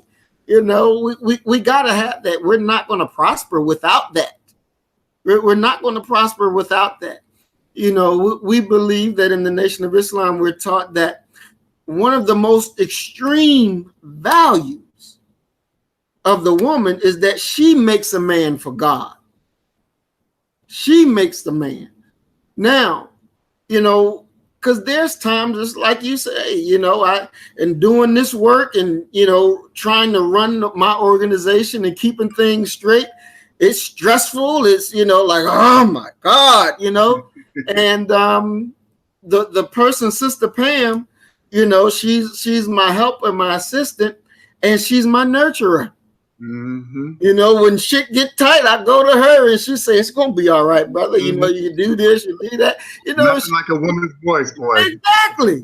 Like you know, chill me out and say, okay, look, no, do it this, you know. And don't black women, and don't our sisters make us feel good? Yes. That's the way they say it. They be like, don't worry, sugar. Yeah. You know, that makes us feel good. That makes us, yes. And it's a powerful. See, white women, no other woman can do that. Exactly. No other woman can do that. Mm-hmm. And I like that, especially when they, but baby, everything will be all right. You know what I mean? That makes us feel, and you know what? That brightens our day, and that makes us stronger. And let's look at our history, brother.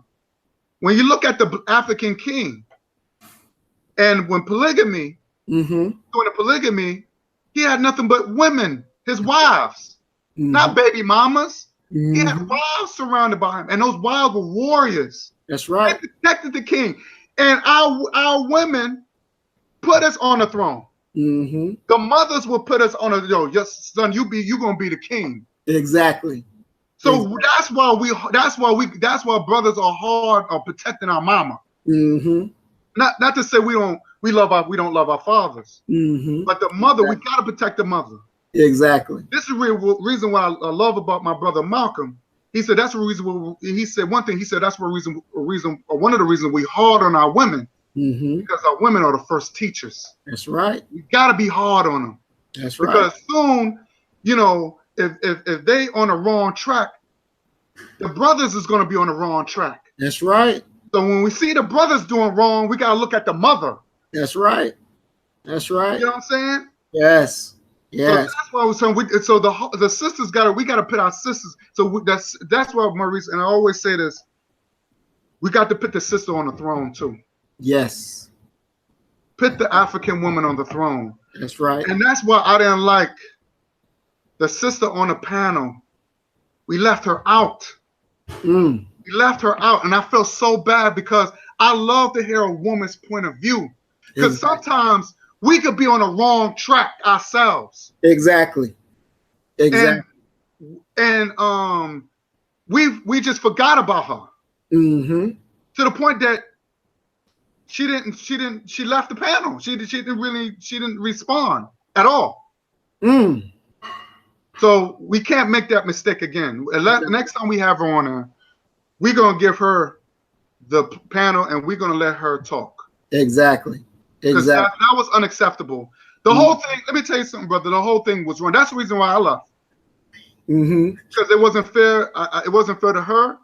I just feel like it was an injustice to me because because we didn't stick to the topic. Because I thought the topic was very interesting, but it was a lot of mockery and stuff like that, and I wasn't there for that. I really wasn't, and I'm not there for the male chauvinist type. I'm not doing that. I've learned a lot at my age. I've learned because I used to be a male chauvinist too. I thought women should stay in her place and she should do this and obey. But now that I know my history, that's why history is very important, because it will teaches you if you're on a wrong track. It will put you in a natural state. And Marcus Garvey said, we got to get back into that natural state. Yes. Because some of us are still in a sunken place, and we don't even know it. That's right. You know, anytime when people say, "Oh, I'm not African," and they dark as night, and they got kinky hair like cotton, and you telling me you're not African,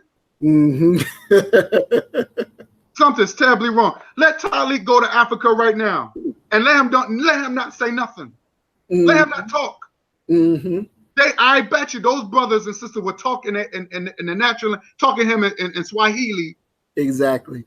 And because they'll think that he's one of them. Exactly. So what is he talking about? Tyleek looks like a brother that I know that many Africans where I'm living at, because I live in a black neighborhood, and guess what? Elquan could be an agent. You know why? Because one of his videos, he said he has white neighbors. Oh wow! Yes, I wish I could play it. I wish I could set it up. But yes, he has white neighbors. Oh wow! In my neighborhood, I don't have white neighbors. Me either. and I know Craig don't have white neighbors. He has white neighbors, so he's an agent. Yeah. Wow. I'm gonna play it. When the next time I'm not set up because I know we don't have that. much time, but I'm gonna play it next time. I'm gonna play it what he said. He said he has white neighbors. Wow. That's the reason why he don't show his face. He could be a mulatto, and I don't trust mulattoes. Ooh, You got that white blood in you. Exactly. You got that devil blood in you. Exactly. Yeah. No, we can't trust that. No. Look what happened in Haiti in the in the Haitian Revolution. How the mulattoes turned on the African people. Exactly. They're famous of turning on people on their other half. Exactly. You know, and that's something because a sister that watches my channel, Sister Carol, she always gives me good information, and she was like, you know, and you don't trust the mulatto either because they're gonna turn on you.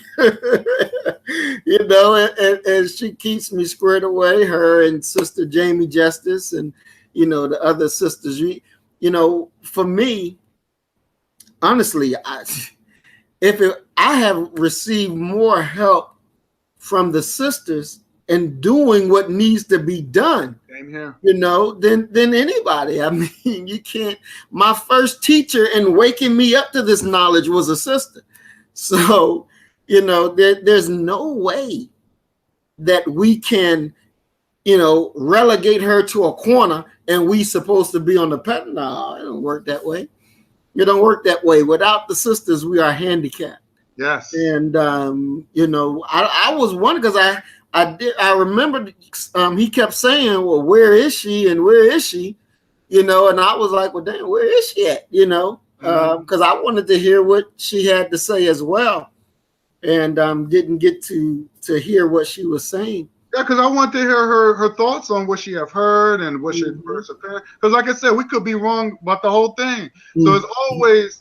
I remember last time I had a couple of sisters on my show before, and I just like to hear them talk, you know, and they was vibing a very good conversation. I just let them talk and let them get their expressions out because a woman has a voice too. Exactly. And we got to give them. We got to put them on the throne. We got to put our sisters on the throne, man. And even when it comes down to with spiritual or physical, mental, we cannot survive without the black woman. We can't survive without our African women. We can't. That's right. Because when you look at the movie Black Panther, and you got some ignorant black people, we can learn a lot from them, even if it's a Marvel movie. But the movie was directed by a brother who was married to a sister. So it wasn't directed by a white man. And trust me, if it did, he would put a lot of homosexuality in it. He would put a lot of integration, a lot of interracial in it. So that brother didn't want to do that. He said no. And a lot of LGBT, they didn't like that. Oh, well, you didn't put, wait a minute, you should have put this in it. No. The movie would have not sold. Because now you're touching African culture. What you saw was, even though it was based on a comic book, but it had a lot of comedic science in it. It had a lot of history in it. It was true. You had an African king. The women that was surrounding him, his wife, did know how to fight. That was true. It wasn't just, you know, hunter and gatherers, and they were just maids or whatever. No, they were warriors. They had to protect their man. Just like nowadays, you know, we need to start teaching our women to defend their family. Exactly. We have to teach them how to shoot a gun. Exactly. You know, because if that man falls, and that man falls, the women had look at Swahili, Somalia. Look at the history. I've seen women when they was going to get head up against. Look at the movie I was watching. Was it Black Hawk Down? How those women had the babies on the back with the AK-47. That's right. What? Those some bad. I said shit. Those some bad sisters, boy. Exactly. I would love to have a sister on my. That's how African women are. They're warriors. Exactly. So we have to be by them. We have to die with them. That's right. I'd rather die protecting my woman. That's right. As long as she's have my back, I will have her back to the death. Exactly. Exactly. So we That's what gotta we have put to that do. woman on the throne, even when it comes down to worship. Mm-hmm. Even when it comes down to worship, we have to worship a woman goddess as well. We have to put her on the throne and worship her and get that natural. Even when it comes down because there's a woman, female. I was looking at one of the deities of the female lion. She's a deity, and she's a female, and her job is a warrior. I forgot the name of it, but it's a warrior, a goddess. There's two female gods. There's a two cat. There's a two. These are lion, and there's a black cat. Because we worship black cats too. That's why I have a black cat, because that gives prosperity. It's a spiritual prosperity, spiritual essence to them. While the European man think it's evil. That's why they show black cats doing Halloween. Right. It brings bad luck. That's not true. To the white man, it brings bad luck. But to us, it brings good luck. Yes. You know what I'm saying? Yes. So it's a spiritual thing. This is spiritual to us. Exactly. When I come home, when I'm having a bad day, guess what my cat does? My black cat does. What's that? He give me that comfort. And I feel good. Yes. He makes sure I'm comfort. He knows, okay, you having a bad day. And he brings that comfort. So it brings me fortune, and it brings me a lot of fortune. It brings me a lot of fortune. Black cats bring a lot of fortune to black people. So we have to. So that's what I'm saying. It has a lot of connection to Africa. This is who we are. Right. So we have to know our history to move forward. That's why I was trying to tell Talik, let's stick to our history and move forward. Now we know our history. Don't take our history and bash it. Talik said he studied. He used the word studied, Dr. Ben. How you going to discredit this man? You claim you studied this man, but you still got questions? Let's take the information, brother, and run with it. Exactly. Because all we're going to do is going to go in circles. And when I'm tired of that. But even when I said that on the panel, they still want to go in circles. I didn't want to have time for that. Right. So how are we going to have revolution and then get reparation? If enough black people, let me tell you something, brother.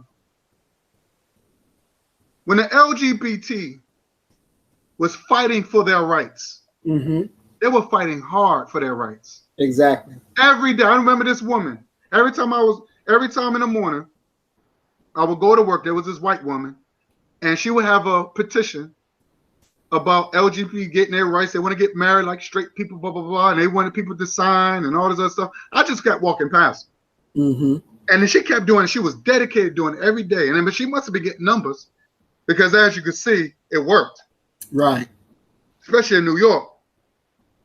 But I just imagine if a lot of black people have done that, fighting for reparation for the African Holocaust. And as you can see, the white man stole the word Holocaust from us. That they take stuff and they use it. Just like Umar Johnson said, how now they taking the word pride now. Now all of a sudden it's not the gay parade, it's the pride parade. So because now we use the word pride, like African pride and all this other, so they taking that. So we got to be careful. Just like the word soul. I disagree with the word soul because they said Elvis had soul. They said Tina Marie had soul. They said Bill Clinton had soul. They said it was the first black president, Bill Clinton, because he played the saxophone. So we got to stop. We got to be careful. But they can't take one word. They can't take Africa away from us. They cannot take. They can say Afrikaan. The South African, in South Africa, no white folks say, "Oh, we Afrikaan." They don't want to say Africa because they know they're not African. So that's why I'm claiming African. That's why I can say I'm African. I'm Pan-African. You will never see a white man saying that he's Pan-African. He can't. That's sacred to the black man and black woman and child. Exactly. And that flag represent the see. Aquan said it was made up. Yes, it is made up. But it's symbolic. Exactly. The colors represent the land and the continent of Africa. The green represent the land, the color represent us, and the red represent the blood that we shed. Exactly. All over the world. Exactly. Exactly. So it's obvious he don't know what Pan-African is. Mm-hmm. But his definition of Black American is made up. So you're going to get mad at a flag which it represents us as a people that we can take all over the world. Now you got Black people in Africa are taking that same idea. Exactly. To unify Black people. Exactly. Not only in Africa, but in South Americans, the Black Americans in South America are doing the same thing. Doing the same thing. Exactly. Exactly. So this is the unity I like. Mm-hmm. Most definitely. So we're not going to be alienated when it comes to our people who wants to join the revolution, the next revolution. Mm-hmm. That's what Malcolm had died for. That's what Dr. King. Did you know Dr. King had helped pass the law where Black immigrants can come and prosper here in America? Because immigration was only for white folks. Exactly. And that lasted for how long now? Exactly. Since the late 1800s all the way in the 60s? That's right. That's right. And Dr. King did that. He said, no, let's Black people who wants to come to America and make it, let them come. Exactly. And we gotta let we gotta let these guys, brothers, know that hey, if it wasn't for Black people over here to allow y'all to come and join the movement, y'all still would have been over there. Exactly. You know what I'm saying? So we gotta let that be known too. So just in case the cocky Black folks that's coming from all over, you know, the ones that's been brainwashed, we gotta let them know too. Exactly. Because you got those ones in a sunken place too. So we got to put them know, hey, it was our people that did that. Exactly. You could definitely look that up. Exactly. Thanks to Dr. King. Setting the record straight. That's right. Set the record straight, brother. Yes, sir. That's some beautiful, very beautiful points. You know, going back to that documentary, and soon as we're done, that's going to be the first thing that I watch. Same here. When the dude said that white people couldn't comprehend that Black people would dominate. And, you know, when I went to Mississippi and I was driving through there, and it was like I was looking at the trees and I was just like, man, our people hung from these very same trees. And then I went to Medgar Evers' house. And I sat in his driveway where he was killed at. Wow. And, you know, I just began to talk to him, and I told him that I honor his sacrifice. I understand what he was trying to do. And I told him that we'll finish what you started, but we're not seeking to be integrated. We're seeking to be separate. We want our own, and we will show the Black excellence that you were trying to show, to say that, hey, we are people too. Hey, we deserve this too, because we have rights. And I sat there for a while and just cried. And a neighbor over across the street, you know, another Black person, you know, they looked and came over and was like, are you okay? I was like, yes, sir. Yes, sir. I'm okay. And he was like, you wasn't back then during that time, was you? I was like, no, sir. I didn't know anything about that. You know, I said I grew up in the 80s, so no, I wasn't around during all that. But I said that, you know, I love what he stood for, to say that, you know, Black people, we're not trash. You know, we're not less, we're not subhuman.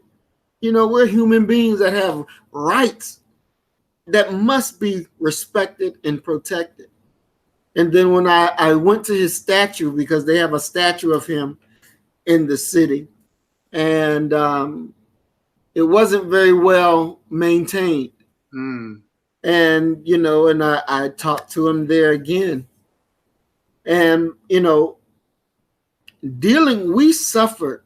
Mississippi was one of the worst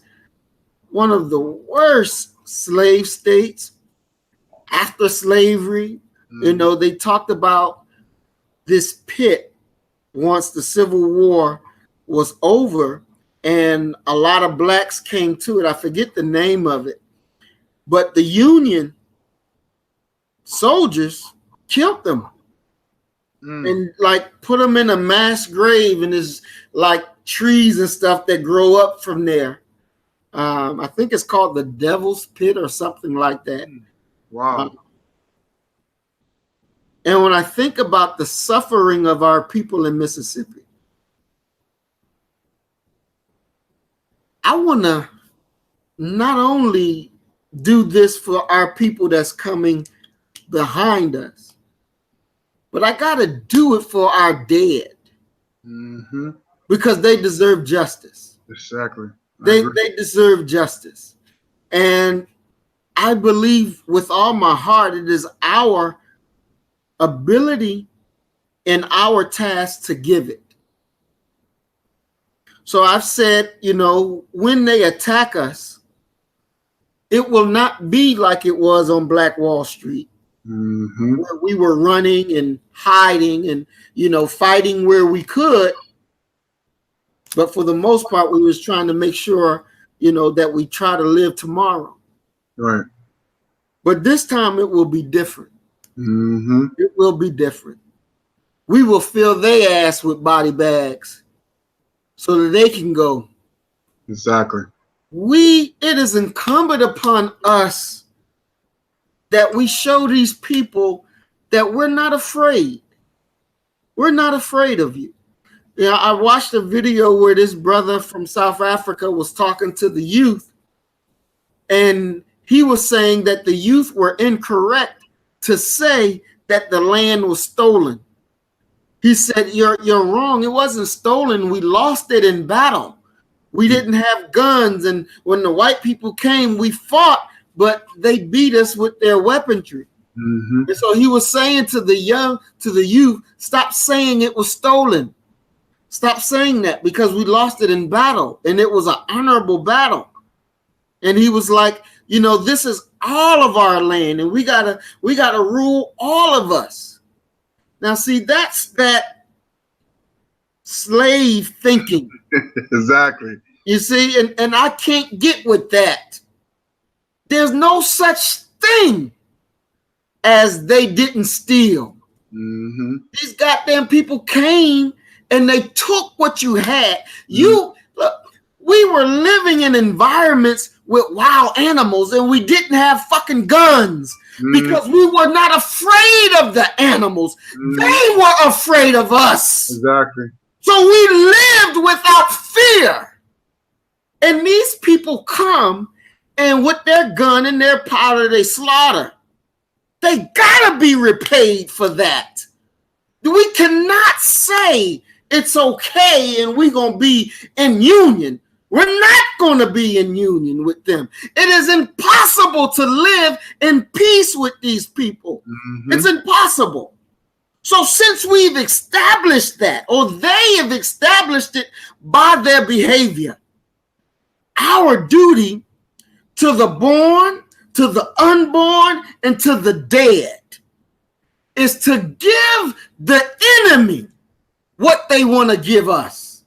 It is our natural right and responsibility to do that. And we're not going to run from it. We will be trained, and we will shoot properly, and we will deal properly. I don't believe in taking prisoners. Mm-hmm. Ain't no taking prisoners. You aggress us, we're going to kill every last one, and you're going to get the message. And that's why they're having the problems in South Africa, because they didn't do right. Right. You can't share government with a people that are opposed to your even living. You ain't no sharing. Mm-hmm. They should have told them you got 24 hours to get out, or we killing you all. That's it. There ain't no negotiation. There's nothing to talk about. Ain't no truth and reconciliation. I want to hear it. It's payback time. And so just as Patrice Lumumba was doing right by his people, and America, there's this video, and I wish I remembered the name of the video, but they talked about how the CIA was going to kill him. How they wanted to give him cancer and do this because he didn't want to be their puppet. He wanted to be for his people. And so Mobutu got with the CIA and was like, yeah, what you want me to do? I'll kill a nigga. We ain't no biggie. And they killed him. Wow. They killed him because he wanted something that was good for the people. They killed him. Thomas Sankara. He rejected the UN. He said, we don't have to order food from Britain and all these other places. The food will grow if we till the land. He said, we don't need money from the IMF and this bank and this bank. We can do it ourselves. They were laying railroad tracks with their hands because he wasn't taking money. And what happened? His best friend killed him. Wow. Killed him at the behest of America and England. Get that nigga out the way and you ruled. And he ruled just up until recently, and the people rose up. And they didn't even he refused to show even Thomas Sankara's wife his body. His body. He refused. So for those who think that they will come here and portray like you are a friend and portray like you are a brother or a sister and you betray the revolution. You betray the revolution. I'm telling you, I will kill you. And I'm not playing. Ain't no if, and. Our people deserve freedom. I agree. We deserve it, God damn it. And we gonna give it. And the betrayers, you will die. Ain't no if, and. So don't bother me. Don't come around if you're not about the freedom of your people. Because you come around lying and playing games, I will kill you. Simple as that. That is law. We will not tolerate that. We understand the tricks of the enemy. And if you come with that bullshit, you will be executed. Simple as that. Yes, sir. Simple as that. Great. And I want it to be clear because I'm not playing. I promise you. I'm not playing. I mean every damn word I say. We will exterminate your ass ASAP. Definitely. Simple as that. Because our people deserve this. Our children deserve this. Because it all comes down to our children. It comes down to the babies. Exactly. Craig, you want to say anything? Well, I'm just, like I always say, I'm just sitting back, as a student today and just listening, to the, wisdom and information, that my brothers are speaking upon. And definitely, because see, my brother, Maurice Muhammad didn't have a chance to, speak, in the last discussion that we had, last Sunday. So he was, unaware, on what had, been said. And I didn't mean to cut you off, but I could tell that he wasn't too. He didn't know what was going on. I could just tell just by looking at him at the time. So I'm glad and hopefully, today that there was enough information, spoken upon to to the point to where at least like if there's a brother or sister out there that might watch this video, somewhere down the line, and they might see, the original videos, our debate that we had, with, our brother Alquan and stuff like that, at least for people who are just coming into Black consciousness. Because, we've been into this thing for, 15 years pushing, or for some of us, even longer than that.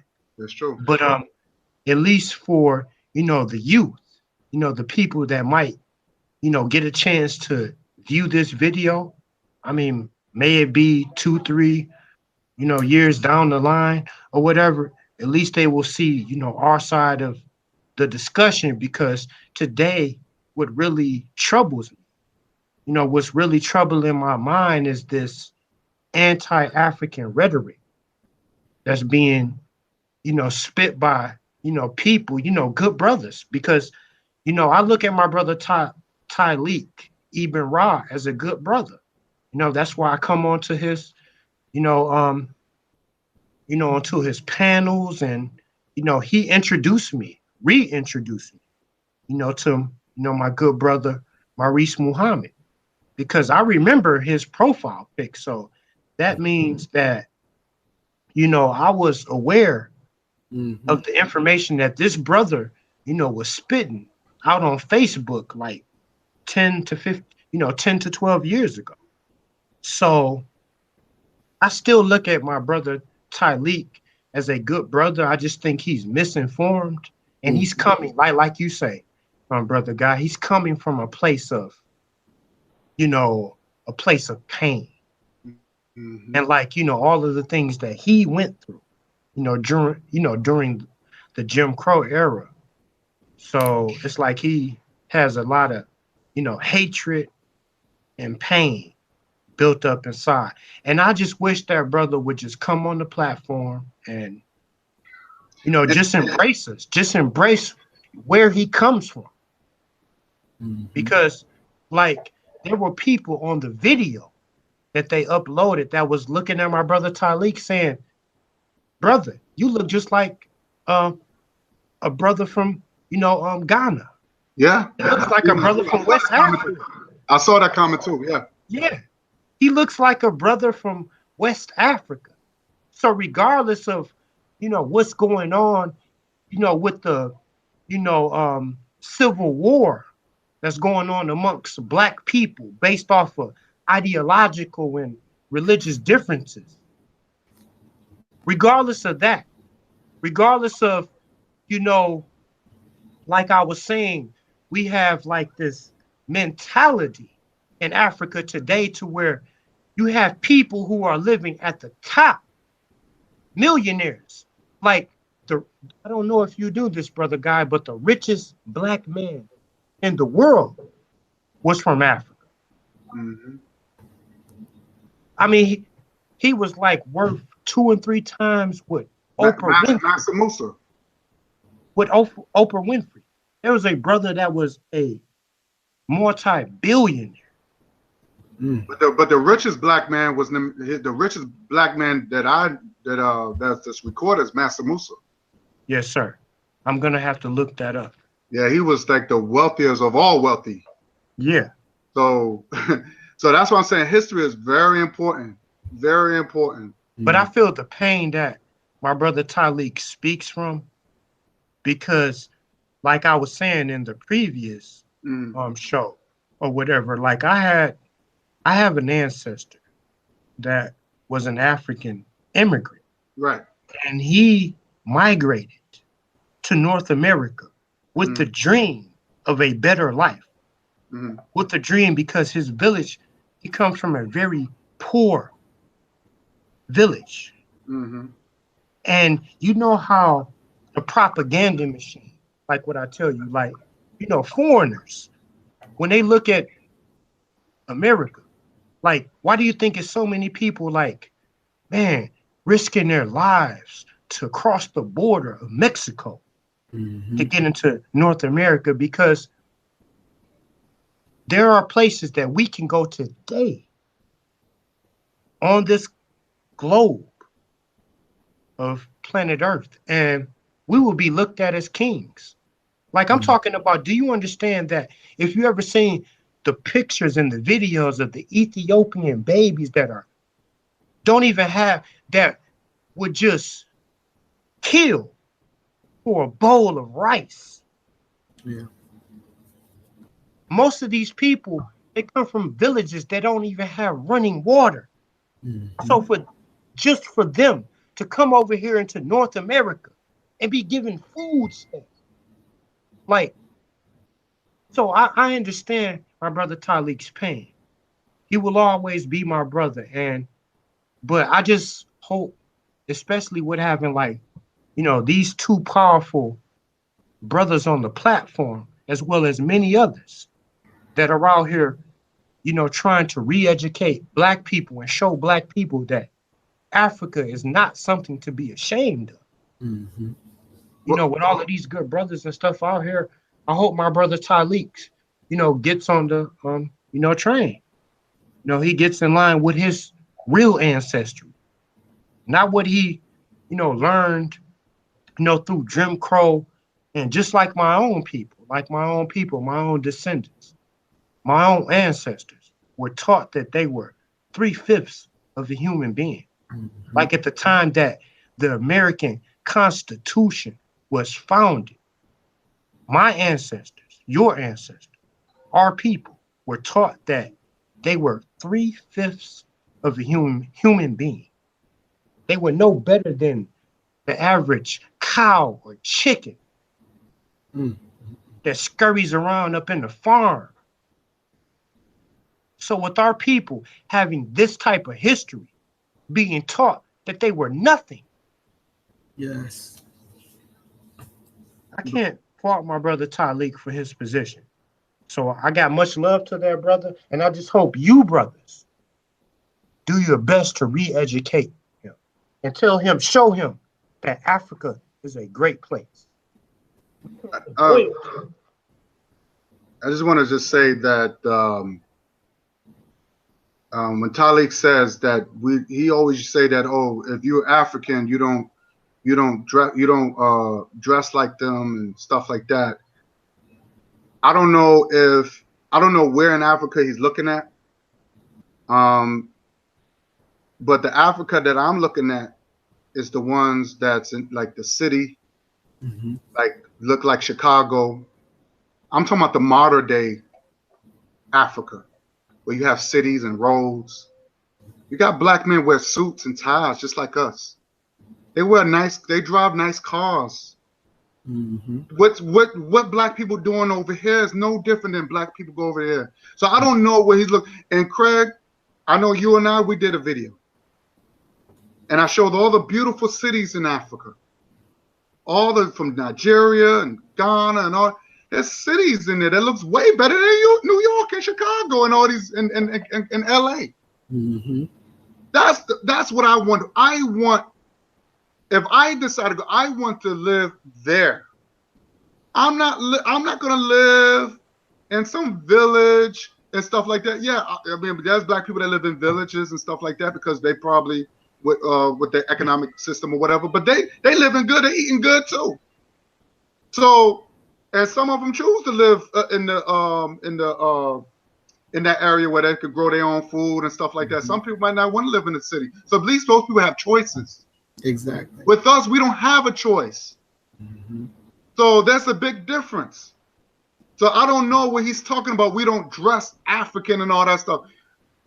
What's the difference of us? I don't think he looked at our video because I've showed Black people and our sisters and brothers in Africa. They wear suits and dresses and skirts, and you know what I'm saying? Black women wear skirts just like sisters wear skirts over here, and brothers wear suits and ties.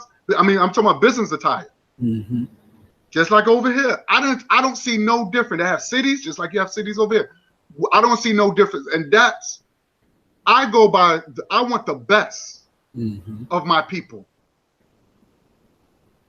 Like I said, I watch a lot of Nollywood movies. And I remember this one brother. He's from Togo.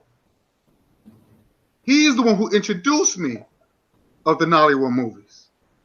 And he was like, yo, you've been brainwashed. He said, you think that it's all about, Black people live in poor villages and they just play, whatever. They didn't They they see babies starving. He said, y'all been brainwashed. This is something that America is showing you, which half of that's not true. Mm-hmm. With the flies on the face and all this other stuff, that's made up. Mm-hmm. You know what I'm saying? Or and why would they show that on TV? Mm-hmm. Why would they show that on TV to make us? And a lot of black people, I remember a lot of black people say, "Oh, I don't want to go to Africa." That's all they do. Mm-hmm. So we have to. So he gave us a lot of Nollywood movies to show you, hey, they live no better than black people how they live over there is no different than how we live over here. There's no different. Mm-hmm. I didn't see what's the difference. Mm-hmm. So he has to be educated just by looking at the Nollywood movies. Mm-hmm. And they speak English. Exactly. Probably better English than us. Mm-hmm. You know what I'm saying? But at least we can understand them. At least we can understand each other. And that's the whole purpose. We got to understand each other. Exactly. And we can learn from each other. Mm-hmm. And look, I love African restaurants. I love African restaurants. I've been to a Nigerian restaurant or whatever. So it's not like those food is good. I love it. Actually, my wife took me on my birthday. We went to an African restaurant. Mm. And the food was delicious. And my wife said, "Oh, I'm gonna take my girlfriends to come here." Mm-hmm. You know what I'm saying? So we gotta support these businesses. We gotta support ourselves because we can keep these businesses going. That's right. And that's another thing we don't support. I bought some RBG sneakers that was made by us. Mm. And I loved it. And it's had the Ankh on it. And give me one. I'll show you. Give me 1 second. I'll show you. Okay.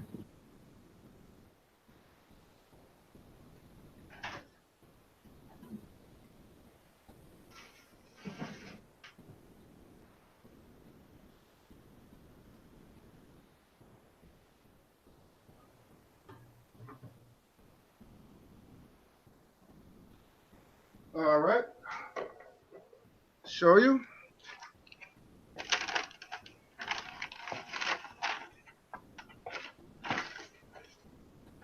Oh, wow. Yeah. I'll give you the link so you can support. Most definitely. And they got them in white and red too. I'm gonna give me those too. This is it. Yeah. So this is how the box look. The Black Fist. Okay. So Maurice, I would definitely give you the link. Definitely. And so you can support, man. And they have good deals. Mm-hmm. But I paid $100 for these. Mm-hmm. Some of it depends on they do have sales. Depends on what month. Like I know Black History Month they might cut it half of it off. But that was my thing. I want to support. Exactly. I want something that's going to recognize. I want to have something that I could say, "Hey, we own this." Exactly. And I still wear my FUBU. I love FUBU. Yeah, and that's another thing we got to stop doing as Black people. We have to stop putting expiration dates on our clothes. We got to stop saying, "Oh, that's played out." Exactly. Because how are you gonna keep a business going? Because FUBU, no, I don't think nobody. I think they went out of business. I don't think they're making FUBU no more. Mm-hmm. But if Black people just kept it going, they would have kept these guys in business. They could have, and they could expand just like all these other white clothing companies, like Versace and all that stuff. And that's these rappers don't represent. Black rappers don't represent Black clothing like they used to. Exactly. And see, white people got the hang of it. They said, "Wow, Black people like Karl Kani and FUBU, and we had a business." Exactly. That was hip hop. Exactly. Hip hop was all about Black ownership. Now, white people said, "Nuh-uh." Look at Death Row Records when Tupac and Suge Knight. They was going to have their own government. They was talking about having their own government. Yes. And the white man infiltrated. They said no. So we have to understand, and they said that's what we can't. We got to be very careful, Craig and Maurice. We got to be very careful what we say on here. True. Because revolution is never televised. True. So we got to be careful. If we're going to talk about planet, it got to be off record. Off. Exactly. Not on record. Exactly. So we got to be careful. So we got to be very careful about taking over anything or going back, because they would do. They would rather see us dead. Exactly. Exactly. So we got to be very careful.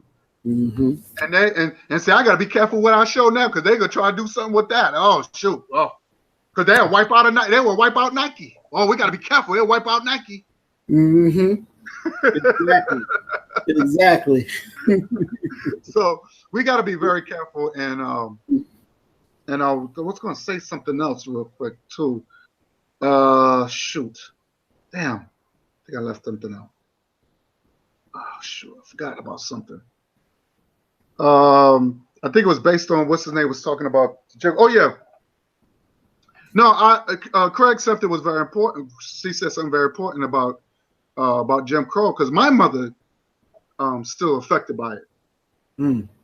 You know, and I could tell she's always angry and stuff like that. And I remember I was trying to, because she raised me as I was raised as a Catholic.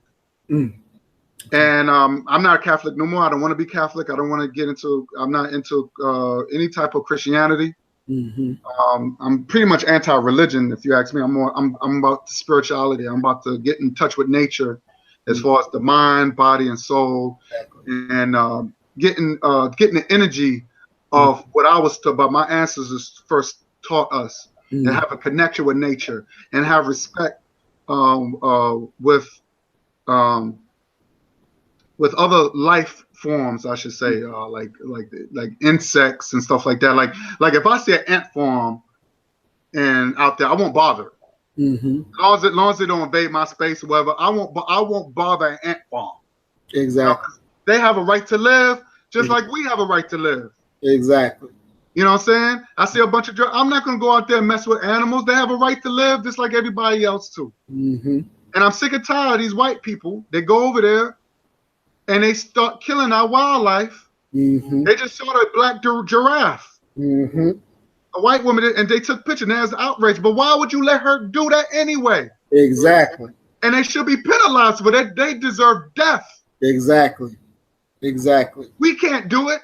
If we go out there, go to a zoo right now. Let's go to a zoo right now. We will get killed. We will be sent to prison. Exactly. For a long time. And see, we don't have rights. Mm-hmm. See, that's white privilege. Exactly. You could go to someone's land and kill a black, and they don't like nothing black. Black giraffe, black bear, black gorilla. They don't like nothing black. Mm-hmm. This is the reason why they fear us. Exactly. That's the reason why they could just shoot us down, and we can have our hands up like this. Look, I'm unarmed. Mm-hmm. Who was that brother? Remember that brother said he had his hand up, the cop shot him anyway. Exactly. That's right. He said, why did you shoot me? He said, because I don't know why. That's scary. We are at war. And like you said, Maurice, we don't need Negroes going to give white supremacy, fuel white supremacy with this anti-African rhetoric. Exactly. We cannot afford that. We are at war. We have to sit there no matter what. Sometimes you might just say, fuck it, we are African people and we're just going to do it for the because we just want to be free. Let's get to that point first. Exactly. Exactly. So we have to know the enemy. That's why we're trying to say in the beginning, in the panel, let's stop it. Let's stop this going back and forth because we're going in circles. And let's get to the subject. Exactly. Exactly. So I mean, it's simple, but I think our people we just make it complicated. Why? This is simple. And but some of our people they act like children, like they scared. Oh well, if I be too African, then the white man no. So they want to play both sides, and you hear Elquan, he wants to play both sides. He wants to be black, but he wants to be an American at the same time. You can't be American. You can't be both. Sure can't. No. That's why I say I'm not American. Exactly. I didn't come here by choice. Exactly. Like Malcolm said, I didn't come here by Planet Rock. Planet Rock. You know what I'm saying? Like I didn't come here by, my people didn't come here by choice. We was forced. That's the reason why I can't say I'm not American. I ain't no damn immigrant. I'm African. Mm-hmm. Exactly. And just like I said in my last video, why would Abraham Lincoln set a program having our own giving our own colony in West Africa to send us back to Africa? He had a program from us, and he was going to give us the tools to build. Mm-hmm. Exactly. Why we send us back to Africa? And this is the thing. This is the if we're not African, why would they put that program in? And we're not African people. Exactly. Exactly. And that, you know, I wish that our people would have, you know, really taken advantage of that. Because we even get a lot of self-haters too. Exactly. A lot of hate. Exactly. Black people's like, no, oh, this is racism. How's that racism? Mm-hmm. Mm-hmm. Yeah. This is the reason why we stuck here. This is the reason why we stuck here, because it was black people who did not want to go back to their homeland. Mm-hmm. They thought living with white folks was better. Mm-hmm. This is the reason why we are here now. Exactly. And you know, when you look at that, the country Liberia, and you see the division they call the Amerigo Liberians, and then the original Liberians. Mm-hmm. Because the problem is that the Amerigo Liberian went there with the thought of the oppressor.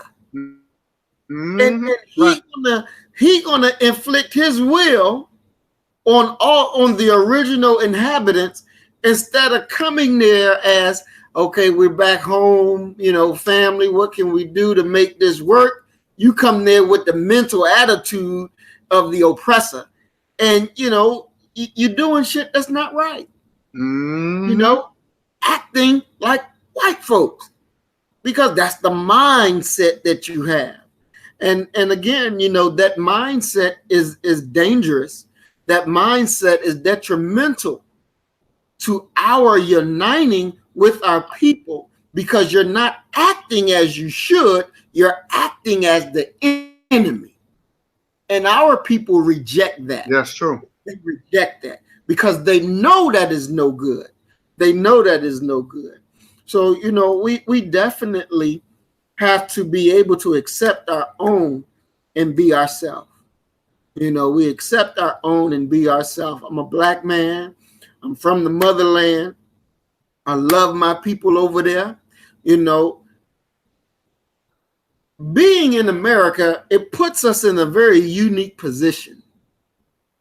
And it puts us in a unique position because we have a lot of access to higher education and things like that, that they may not, that the ones of our people that are in, like Brother O from Nigeria, he would call it the bush. Mm-hmm. For our brothers and sisters that live in the bush, they don't have the access that we have. Mm-hmm.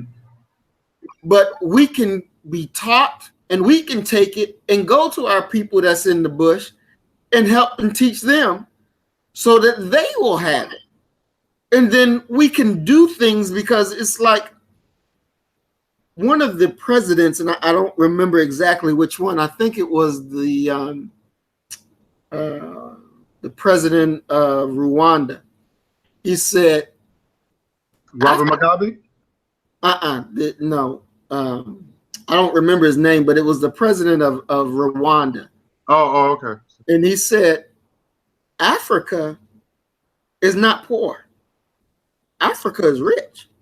Mm-hmm. He said, but the Africans are poor because you got somebody else controlling your wealth of your land. Mm-hmm. And it's time for us to cut the sling load. Cut the sling load, and we control our land. We control the minerals. We control the diamonds. We control what the land has to offer to us. It's time that we take the system that the enemy has used and turn it upside down and tell them it's bankrupt. It doesn't work any longer. Our people on the continent need us, and we need them. Mm-hmm. And, you know, once we can get rid of the middleman, which is the enemy, get them out of our affairs, then you will see natural love between us because we are the same people. We are the same people. And there's no escaping that. In order for us to be successful here, we got to make sure that our people are successful on the continent. It's just like the quote unquote Jews. They have dual citizenship. They can go to America and Israel back and forth because they dual citizens. Mm-hmm. Well, the continent, that's our land too. That's our land. So we're not going to be excommunicated from our land. That's us. Mm-hmm. That's our people. And the more we get together and the more that we share, the better off we are. You know, I told Julius Malema, I said, I wish that I had the ability to go over there and help y'all fight. Because I would pick up a gun and say, let's go do what we got to do. Exactly. You know, that's where my heart is. Mm-hmm. That's where my heart is. And I know that there will be a time for that over there. But my people that's here need my help as well. And I can't abandon them. I can't abandon them because we're a beautiful people. We just stuck on ignorance, going around in circles. Sometimes I watch my dog. He chases his tail. And I was just sitting there watching him, you know? And it's like, wow, we be doing that same shit. Just going around. Foolishness. Right. That's true. Foolishness. And it doesn't have to be that way. No. We've been taught right. Now, the proof of what we've been taught is in what we create with that knowledge. Mm-hmm. What we create with it. Now, I want to create a new reality for our people so that we will be free and we don't have to beg anybody for it. Anybody. No matter where we are found on this earth that belongs to us, we should not be second-class citizens at all. Exactly. At all. So, you know, that's what I'm about. And I know we're going to do exactly what we were born to do. We were born for this, and I'm ready for this. And we're going to produce a beautiful future. And our people will reap the rewards, no matter whether they're in Brazil, no matter whether they're back on the continent, no matter if they in goddamn Antarctica. They're going to reap the rewards because they're going to see that black people stood up in the house of Satan and took it and made it theirs, made it available so that we can do the things necessary that show that we are a free and independent people. So I'm excited about it. I'm very excited about it. And, you know, our sisters, as you said, dear brother, they go on the throne. Not in no corner. They go on the throne because we can't do it without them. No. You know, a black man without a black woman is handicapped. Yeah. Yeah. You know, you're handicapped. You ain't operating on all cylinders. You know, you're handicapped. So we got. I mean, when you. I'm sorry. Go ahead. Yeah. I was just saying that when you listen to like sisters like Sister Soldier and all these intelligent sisters, even my sister Cynthia McKenzie, that I voted for her in 2008. I didn't vote for Barack Obama. I voted for Cynthia McKenzie. I want to see that sister on the throne. You know, a real sister. You know what I mean? Yes. You know so I voted for her, and people was like, I have black people complain, oh, you vote, oh, you know, a woman can't win. Well, I said, why not? Exactly. You didn't guess what, Marie? She was going to fight for reparations. Yes. And we need somebody that knows us. Exactly. If we're going to vote for somebody who knows us, who knows our struggle. Barack Obama did not know our struggle. Mm-hmm. This man grew up white, and he used a black woman to be president. I don't like that. So our energy and our power should be in the right direction. Exactly. If she would have got those votes, then Barack Obama, then she would have sit on that throne as president of the United States. And that's where my vote went. I think it was 2008 election or something like that. So that's another thing. It was a black woman. It was the African woman that got me through school, that encouraged me. I'm not saying my brothers didn't do it, but I'm just saying, but the first person who did it was my sisters. That's right. So I'm not gonna take my best and marry somebody who didn't help me out. And I have to look at brothers that do that. I have to really look at brothers really hard that go outside your race and marry, and you spent all your life, all your hard work to a race who didn't give a goddamn thing about you. Exactly. And still call you a nigga. Exactly. Look at the football player, Albert Hainsworth. Look him up. Oh yeah. He had a white baby mama.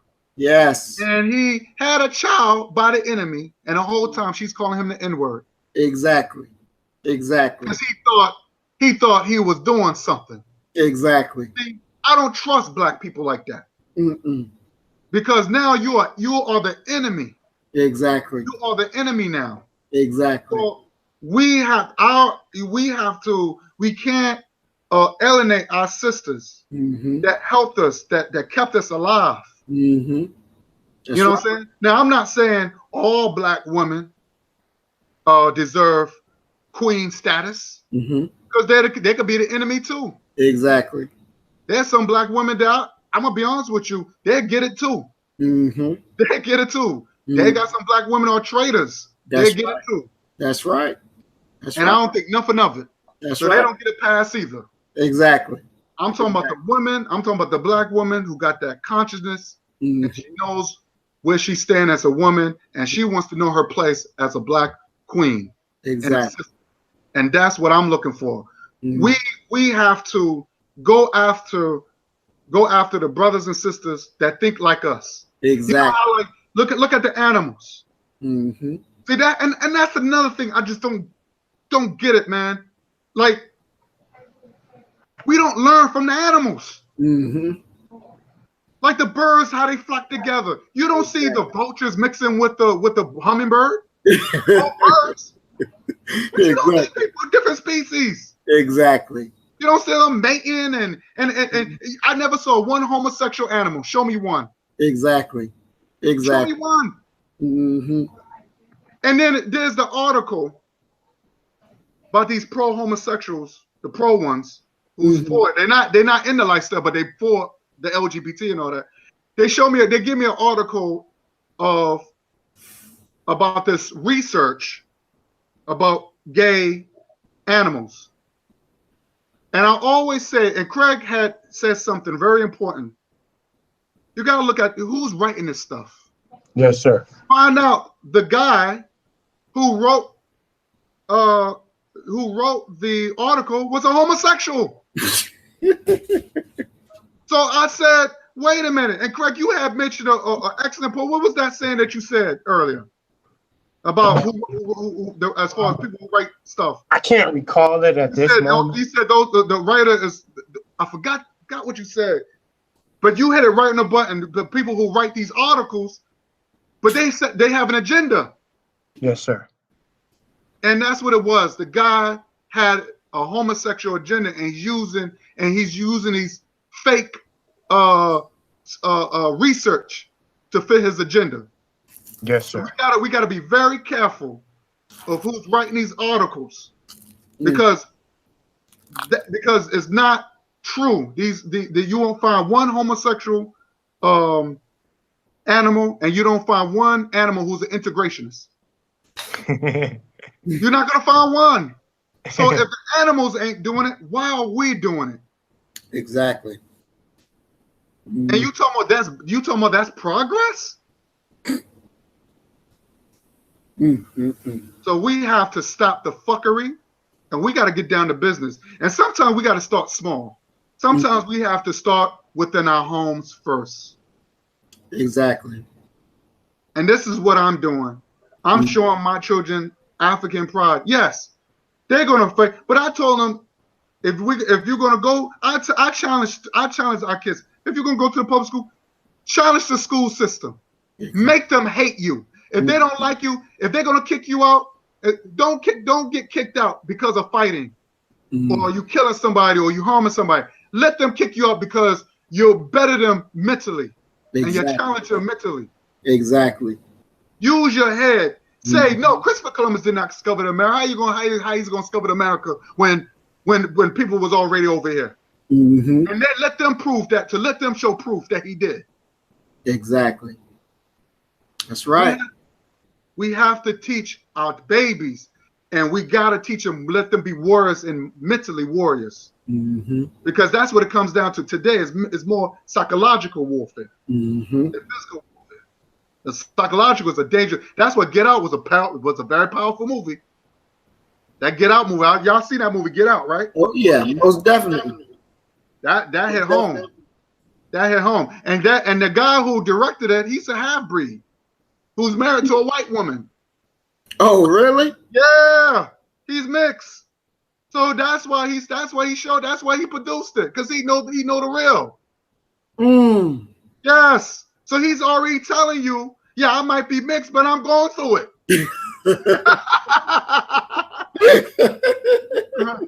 Yes. So that's what I'm saying. We look at these movies as entertainment, but we don't realize there's always there's agenda behind. They're telling a story. It's someone's life. Yes. Like the Planet of the Apes movie, the Planet of the Apes movies. That's us. That's right. He said when ape said we ape don't kill ape, that's true. Black people should not be killing each other. That's right. Should not be harming each other, and the enemy is out there. And like you said, brother, when what's his name, Caesar, had killed what's his name, Kumba, something like that. Yeah, I like him, but the biggest mistake he did, he killed one of his own. Exactly. I like his warrior. I know he was angry because how he was treated. I understand that. I felt that. Exactly. But you don't kill your own. Exactly. You want to put him away? Okay, no, you're not a warrior. You scared, but you try, and then you try to kill Caesar. You should have said, okay, Caesar, we're gonna do it your way. We're gonna do it your way, but if you fall, I'm taking over this bitch, and I'm gonna do it just like the whole Magneto and see, we look at these movies as entertainment, but they telling a story. The whole X-Men came from black folks.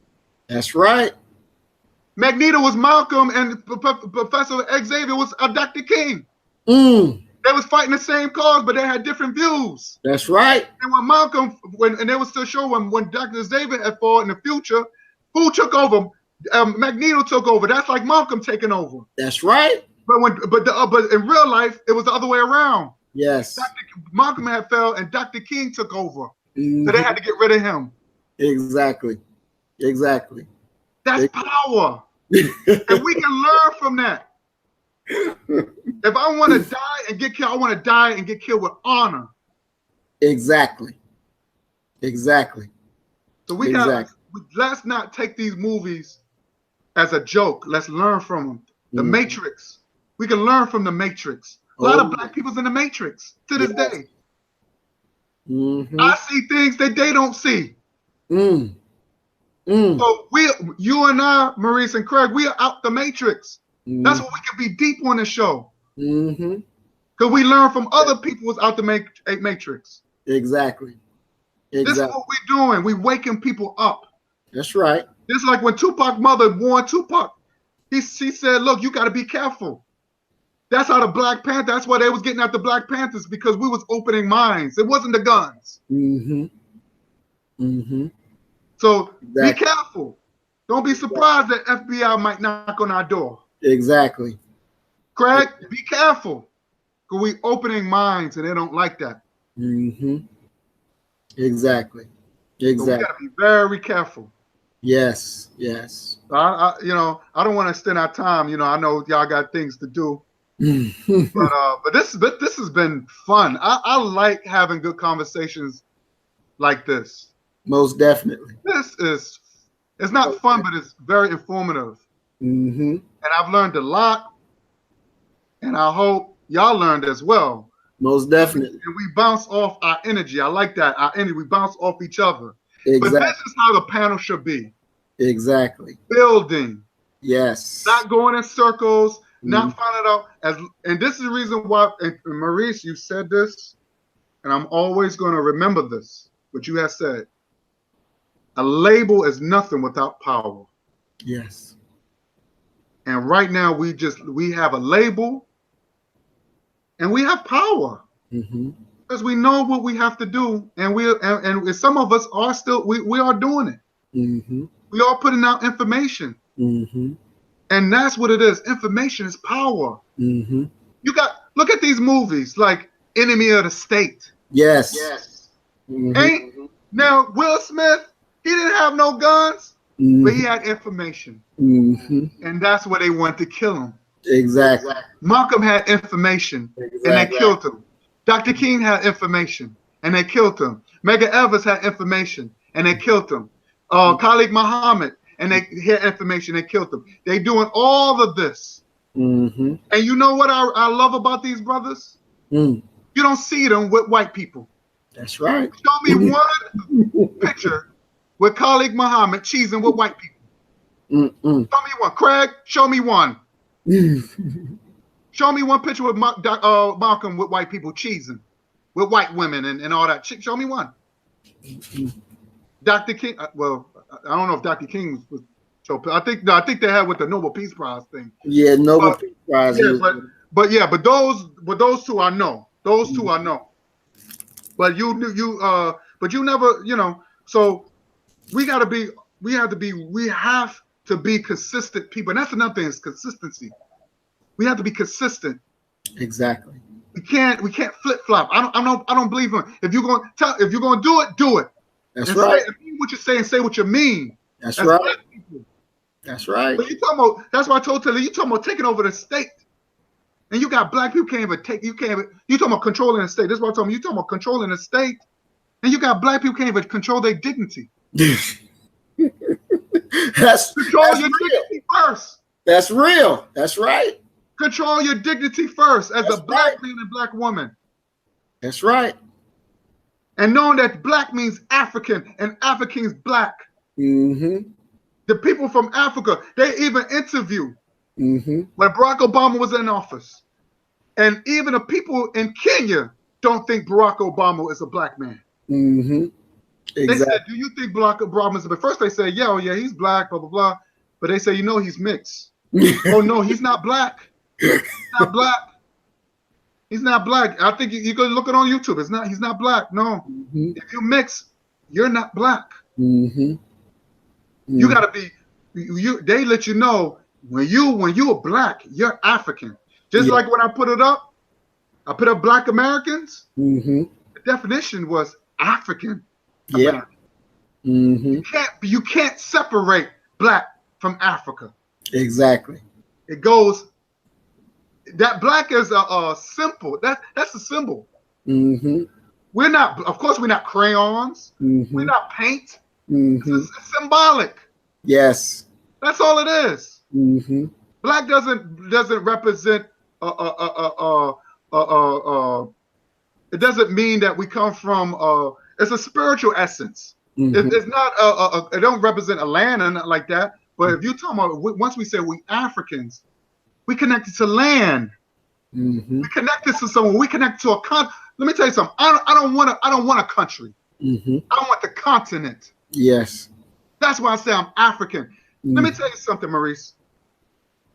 You think black people in Africa just stay in one place? How many black people you know? And I can mention many black people many black people, and there's probably stories, but black people didn't stay in Nigeria. They was born there and raised there, but now they probably say, you know what? I want to move to Ghana. That's within the continent. So if they can do that, how come we can't do that? Exactly. How come I can't say, well, you're Jewish? Like when I said the DNA, of course they laugh at DNA. DNA is very important. Very, very important. If they can do DNA on mummies that happened 6,000 years ago, you mean to tell me they can't do a DNA 500 years ago? Exactly. Exactly.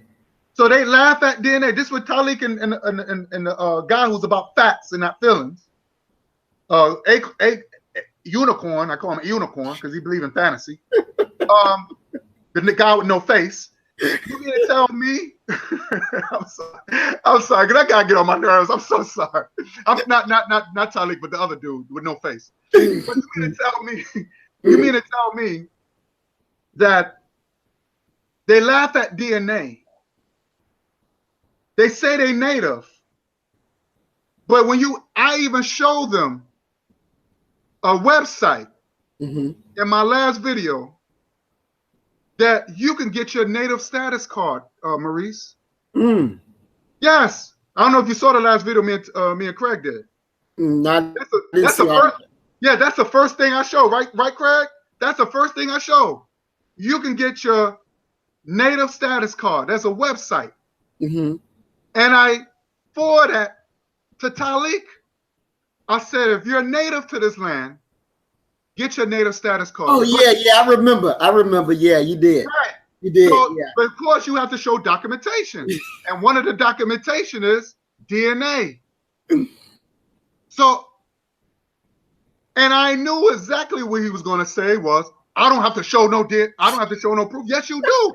If you want, because they even said, if you got that card, you're granted reparation. Free healthcare, free land. Who's gonna pass that up? Exactly. If I'm native, I'm gonna apply for that shit. Exactly. That's that right. Don't make no goddamn sense. And they both said they was native to the land, to this land. So I helped them out. I know I'm not native to this land because my DNA doesn't say I'm Native American. They would tell you what tribe I'm from this land. They would tell you that. I went to AfricanAncestry.com. Even the guy who played T'Challa from Black Panthers, he even told Charlemagne, that's where you're supposed to go because that's black people own that. So why are you not gonna? Don't go to Ancestry.com. White people own that. They can tell you anything. Why are you gonna go to the white man when you go to your own people and support black businesses? Exactly. I'm not gonna believe white folks to tell me who I am. That's stupid. But these niggas will do that. And they will make fun of a black business. Yes. And a legit business. How? Exactly. The insanity. I will never understand it in a million years. If you pay me $1 million, you say, Maurice, if you would said, brother, I will give you $1 million to figure this shit out, I would fail. I would have no clue. The damage of racism have done to our people is tremendous. It is tremendous. Even when they are in the conscious community, they still messed up. Exactly. That is true. That's very true.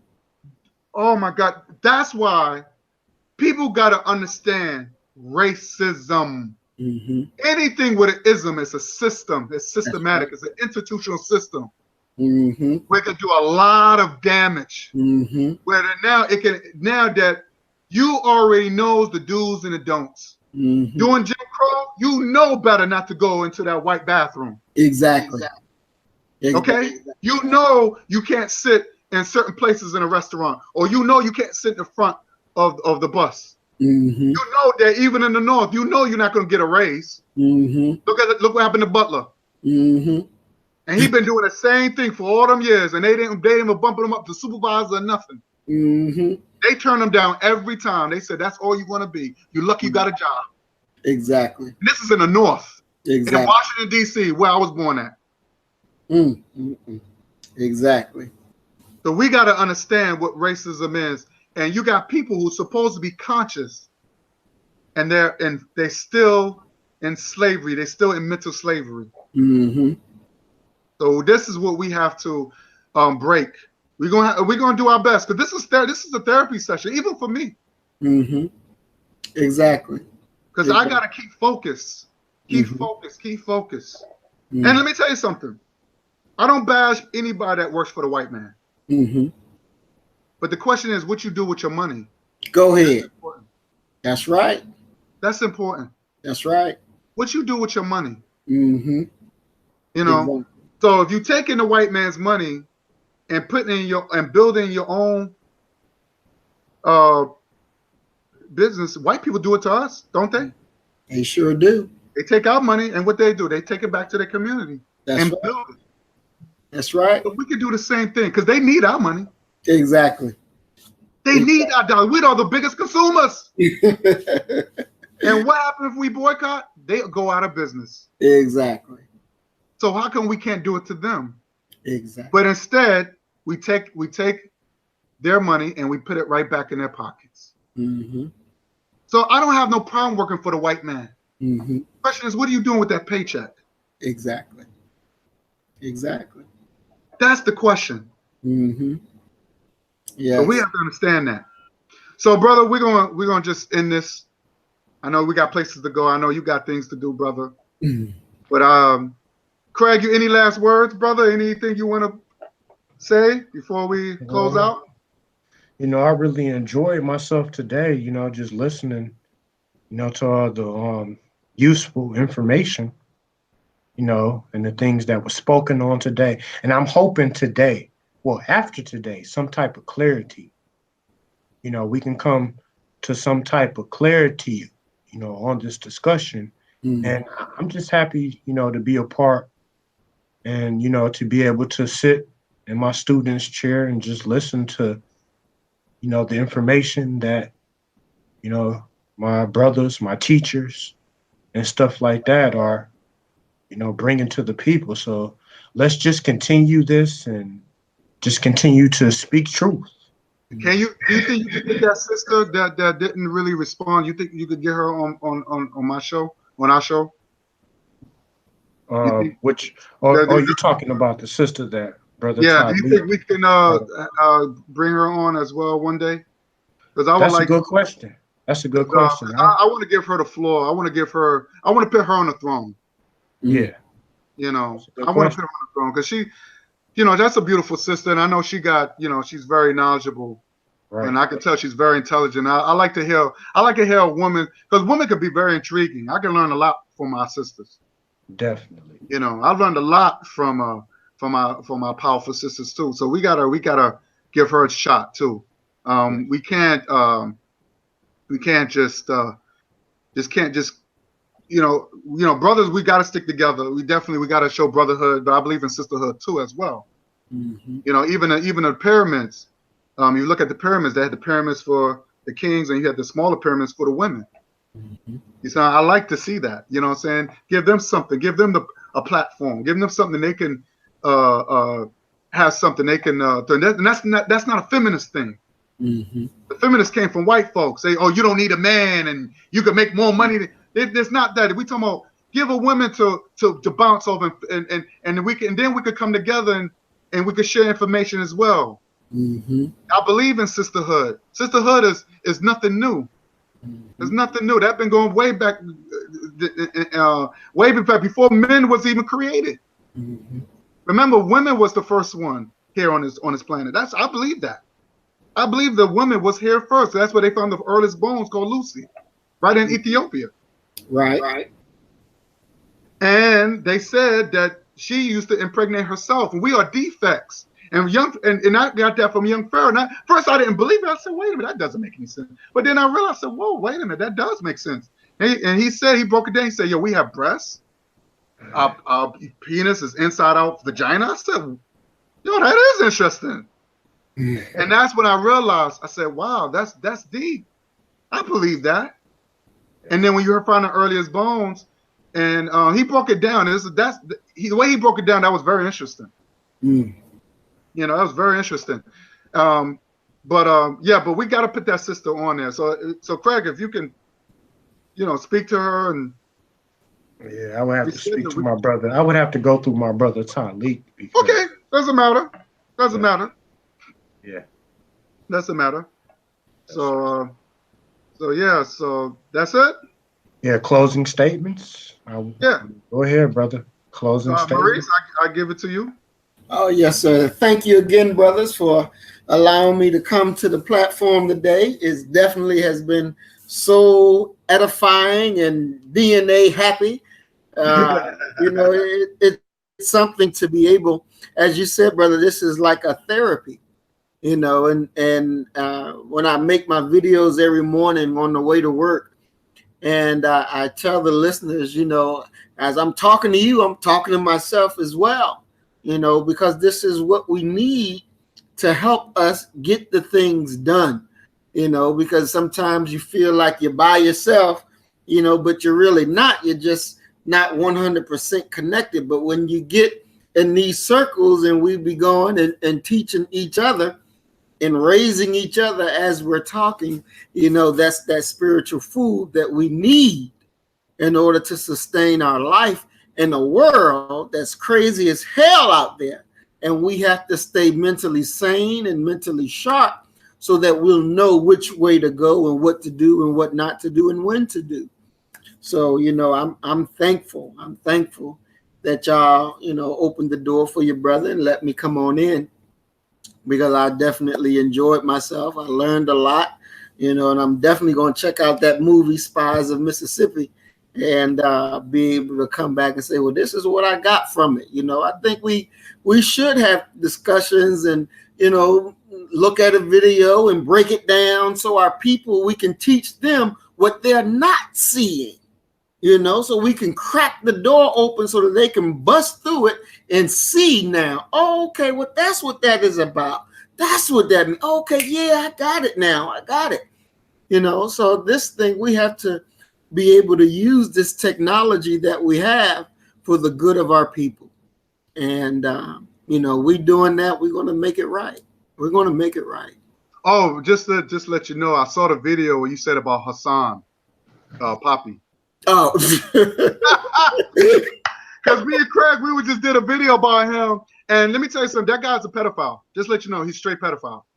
He made a couple of videos saying that he claimed that he was molested so much. According to molested, he started molesting other children, and he made another video saying that about sticking his penis in another.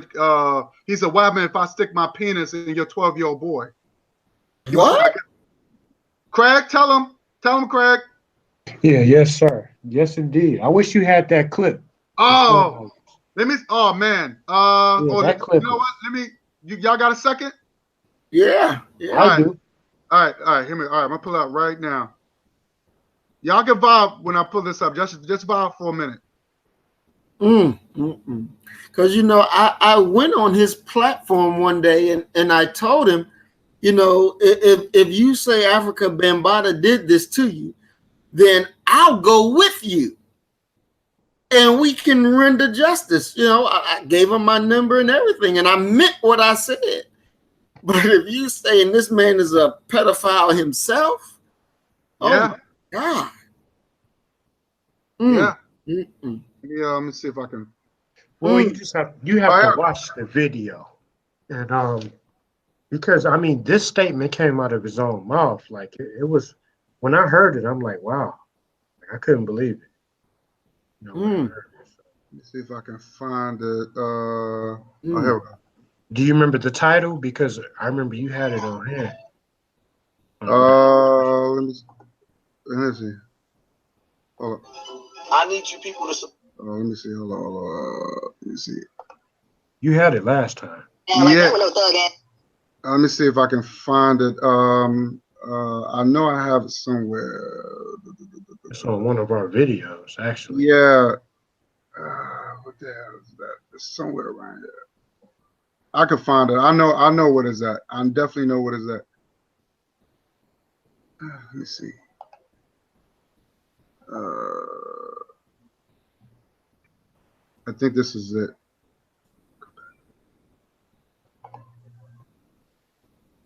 Let me see something if I can find it. I actually have it, bro. It's on one of our videos. Okay, you got it? You want me to post a link? Yeah. Okay, just to save you some trouble, bro. Good. Okay, Yeah, that would here's help. the link. It's Yeah, on that the would help. homeless. You know, Yeah, on your own because I put it page. on my video. Yeah. Okay, bro. On your page, the video entitled "Homosexuality and Pedophilia: Infiltration on African People." All right, could you just put the link on? I'll just go straight into it. Okay, I'm about to post a link right now.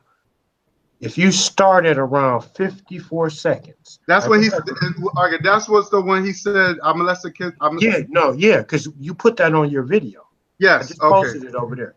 Just click on that. Yeah, go to about 54 seconds to like a minute. It's at the beginning of that video. Oh, okay. Screen share. Like around 54 seconds to it's about a minute. Let me see. Oh, here we go. I got one. This is one of them. Okay, you found it? Yeah, I'll show you right now. Okay. All right, let me screen share it. Hold on.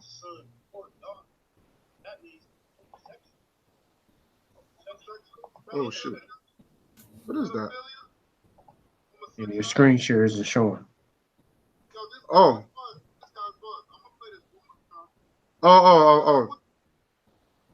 Let's see. Okay.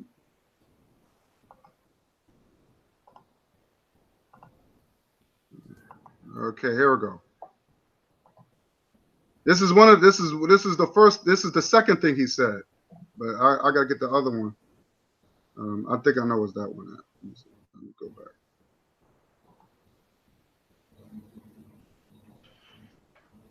Yeah, Craig, I want to show you something. Let's see if I can pull this up. Yeah, cut that up a little so we can hear it. Yeah, and I want you to hear what this guy said, and I want you to give me your thoughts. All right. Let me find your motherfucking son. Let me find your motherfucking son. Right? Let me find your son or your daughter, and let me catch them at 12 years old. And when I stick heavy dick in that little 12, 13-year-old little bitch, just understand, she ain't a victim. When I fuck your 12-year-old son, 13-year-old son, Wow. and then run through your family and fuck all the other children in your family. All of them. Whoa. How it sound to you? Making it some oral sex. For a little cat. I wish you had the actual video. What do you think about? Yo, that's crazy. I wish you had the actual video. You don't remember the actual video? But that was the actual video because the guy he just recorded that part. Remember, you had screen shared it. That was the second part. But I know, but I'm talking about. No, I know that was from our live stream. Right. I wish you had the video that you screen shared that day, where that came from exactly. Yeah. So we could hear it better. We could hear the audio better. Okay, but did you hear what he said? I heard it because I already saw the video. Maurice, did you hear that? Yeah, I'm. But I want to show you this other joint. Oh shoot! Let me see if I can find that.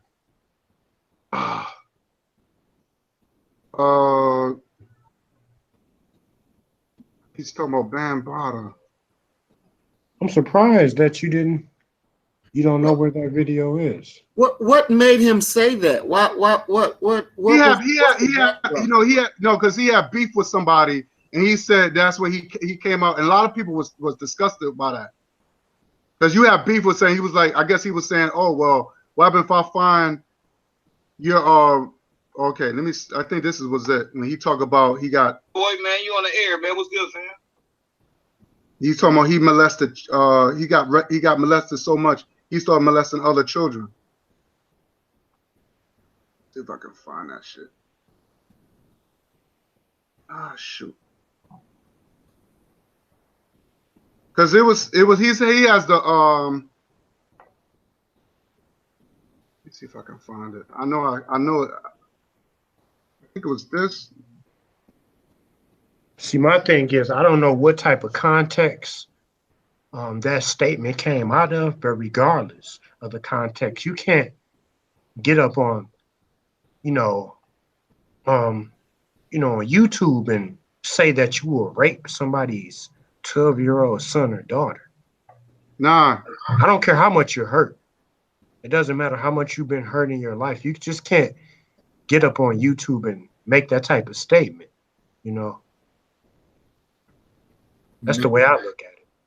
Who was the person he was talking to? Because I know if he was talking to me, I didn't have to deal with his ass. Because that was dangerous. That was dangerous. That's. But there was another video. Let me see if I can. Let me go to my page because I know I record that. I'll record that. Go to my page. I have it. Because I recorded it. What we was talking about? Was it talking about? No. No, not with this one. Let me see. Let me see with this one. I think it was this one. Let me see. No, it's not good though. Bear with me. Campbell, so now, blah, blah, blah, interracial relations. Let me see, it was this one. Yeah, I think it was this one.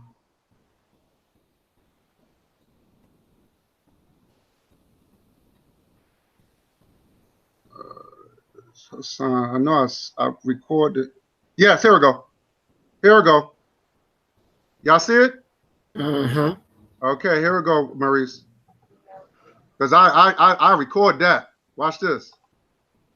And I'm gonna play you something that Hassan has said. Our dudes calling him Poppy. Okay.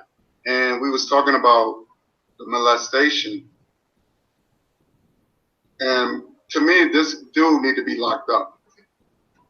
He need to be locked up, and because when you go out there and you come on, and this is what I was trying to tell about, him dissing African Bambaataa and you slamming him and all that.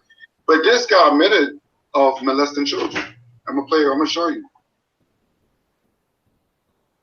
Fucking shit is. I found another clip of the video too. I actually admitted. A better audio. Of molesting children. You see it? Right? Yeah, I'm here. I see it. Okay, hold on. Now y'all heard what he said. Damn, he never tried me because he thought she was ugly. All right. This last question, definitely. All right. This last question, definitely. I posted a link, bro. Give me one second. It's still off. It's not me. That's the recording. Yeah, I got a link up in there of the actual video that you were talking about. Because Brother Polite had put it on. Just bear with me, Maurice. Okay, no problem. Say that, damn, he never tried me because he thought she was ugly. All right. This last question, definitely. It kept buffing. I don't know why it kept buffing, but bear with me. I hate this. You should try that link, bro. It'll probably play better. And at the end of the day, I will leave this alone with him, but I will still continue on and urge every kid, and this is what I say to all the youth out there looking, even if you're 25 and you're 20 years old, if somebody molested you out there, put the person on blast. We can't let people continue. Most people that's molested go on to molest. When I was a kid, I was being touched so much, I started touching other little kids too. Now y'all heard what he said? You already said, right? Yeah, yes, sir. Yeah, there looking. Even if you're 25 or you're 20 years old, if somebody molested you out there, put the person on blast. Sure. He talking about himself. We can't let people continue. Most people that's molested go on to molest. When I was a kid, I was being touched so much, I started touching other little kids too. Now y'all heard what Wow. he said? Wow. You heard that? Hey, bro. Right, yeah. Yeah. He's a molester. Hey, And then- bro, click on that link I just posted. Huh? Click on that link up in the chat room. All right, The hit me. bottom one. Mm. Okay. That's a clip to the actual video. On the bottom, you see that link I posted in the chat room on the side? Yeah. Okay. This will show, yeah, okay. Put that in full screen. You turn it up so we can hear it. And rewind it. Rewind it. 13-year-old little bitch. Let me find your son or your daughter and let me catch them at 12 years old. And when I stick heavy dick in that little 12, 13-year-old little bitch, just understand, she ain't a victim. When I fuck your 12-year-old son, 13-year-old son, and then run through your family and fuck all the other children in your family. All of them. How it sound to you? We getting some oral sex from little Kevin. That's crazy. This guy, this is a sick dude, B. We fucking little Kevin Cat. Yeah, Wow. this is. You talking about Kevin Gills. It sound right? You ain't a victim. Well, let me get your little nigga. Let me get that little bastard. There's some of us gonna have to get rid of some of our children too. Because we got this world star generation of little bastards that's waking up. And all they want to do is do what young Pharaoh mama did to his bitch ass. Abandon him.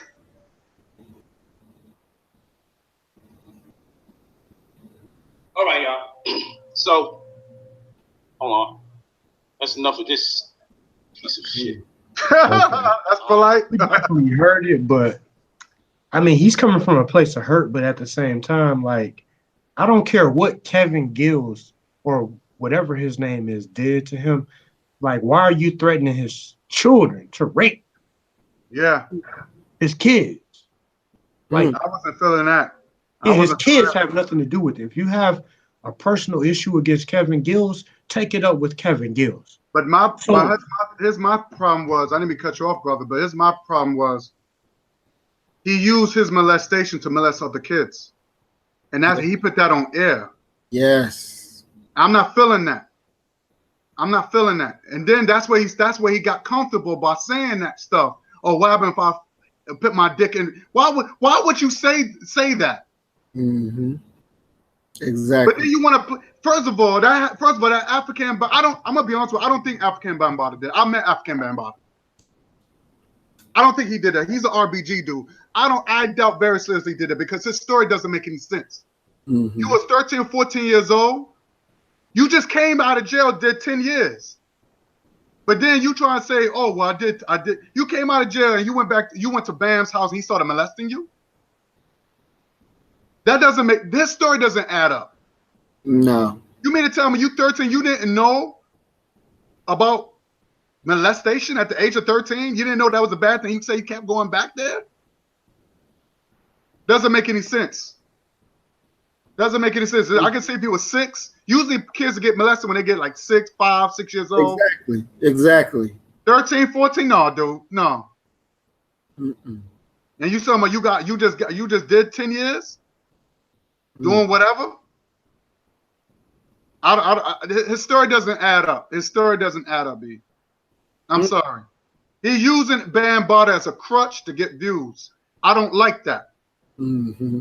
Show me proof that African Bambaataa is a pedophile. Show me a lie detector test. Show me something. Exactly. And again, he's talking about it. Just like King Noble said, you on social media talking about that. You didn't try to get this man locked up. Mm-hmm. There's no statute of limitations. Look what they did to Bill Cosby. They waited 50 years to put this man on trial, and you mean to tell me you couldn't do that? Exactly. And matter of fact, if he's so gangster, then how come you didn't kill him? Exactly. He's always talking about he's from the streets. You're right. Exactly. You ain't from no streets, dude. Yo, Maurice, he just did a recent video because he had words with Sonetta. Mm-hmm. Let me show you how much of a punk he is. He wakes up early in the morning, around 8 o'clock in the morning. Mm-hmm. He decides to go to Harlem at 8 o'clock in the morning. 8 o'clock in the morning, ain't nobody out there. Exactly. He's talking about, oh, I'm on your block and I'm looking for you. 8 o'clock in the morning, Sonetta's still asleep.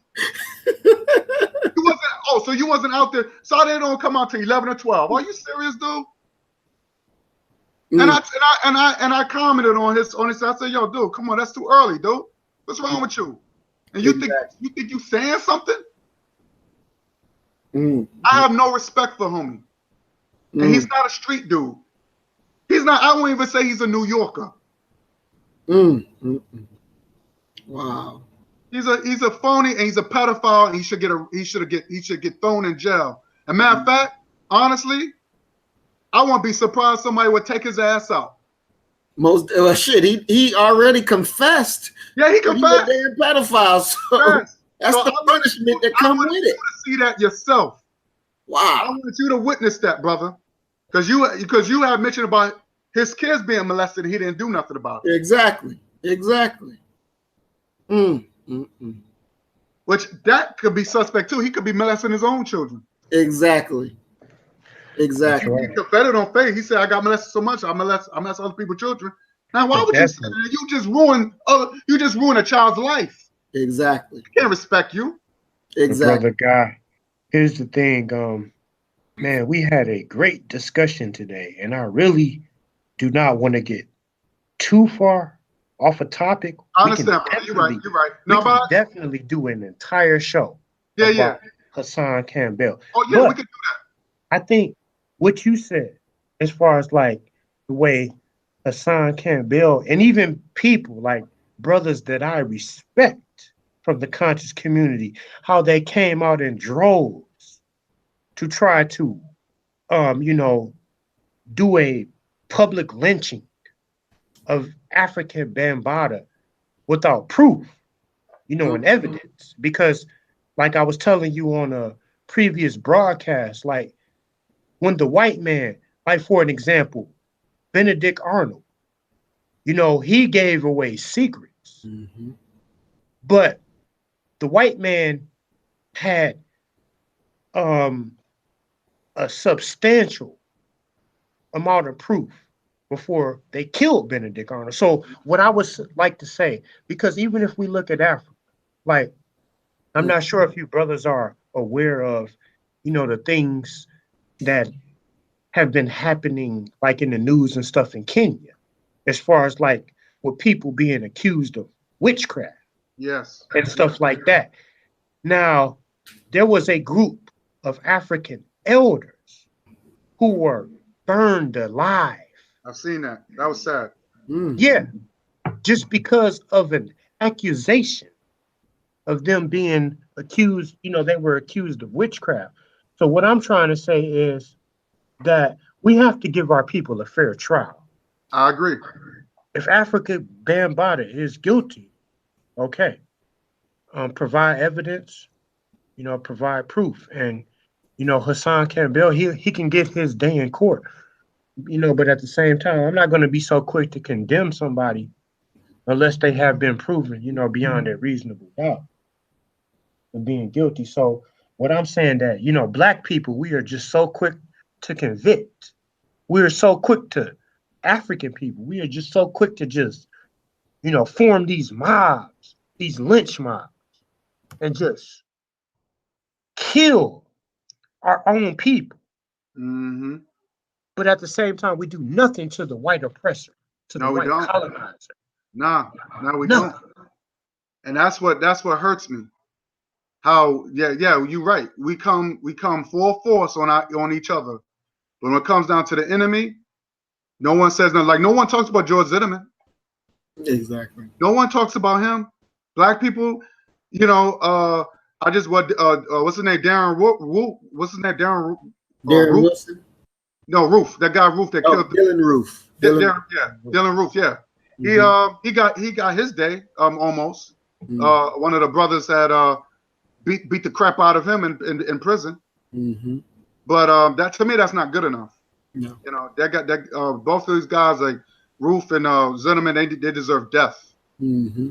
And I want to hear that. I want to hear that they get this. They need to be buried. You know, I don't want them breathing. That's the point. A beatdown doesn't take care of anything. No. So, but my brother, I just want you to see that for yourself, and just to let you know that guy is a dangerous dude. I think that guy is a sick, dangerous dude, and Hassan should be dealt with. Most definitely. Because I don't like to hear stuff like that when you mess with children and you confessing on camera and exactly. You know, he could have kept that to himself. Exactly. But I'm glad he exposed himself to, you know. Yeah, he damn sure did twice. Two intentions, you know. But then he's getting famous using Bambaata's name, and I don't like that. And he's the one out there doing molesting. Exactly. So I don't like that. That's why I don't think Bambaata did it. But everybody's riding on that bullshit. So I don't like that. That's right. Yes, indeed. We would definitely, you know, get into that subject and stuff. But I think today we have, you brothers, because like I really want to just lay back in the cut and just listen to my brother Maurice's, you know, stance, his official position, you know, when it came to, you know, the origins, you know, of Black people born the descendants of slaves. So I think today my brother Maurice, you know, had the platform open for him to come on today and, you know, be able to, you know, just give his take or just, you know, give his official position on, you know, where he stood, you know, in the situation. Because, you know, the thing is with, you know, brothers like Alquan and, you know, even my good brother Tyler. That's if he's a brother. That's if he's a brother. Yeah, yes, sir. Well, but, you know, even my good brother Talik, you know, like you were saying, you know, brother Guy, you know, my brother comes from a place of hurt, and I'm not sure, you know, what, you know, my brother Talik even Rod, you know, had to go through, you know, in his lifetime, because I have to have respect because I am African. And one thing that I know, even like the elder African brothers who come over to this country, they don't respect the African American youth because we have no respect for the elders. Right. We have no respect for the elders today. I'm not saying all of us. I'm just saying when we look at Black people, you know, as a collective whole, we don't respect our elders. We have elder brothers in their 70s, 80s, and 90s who've been through everything firsthand, from firsthand experiences of stuff that we talk about.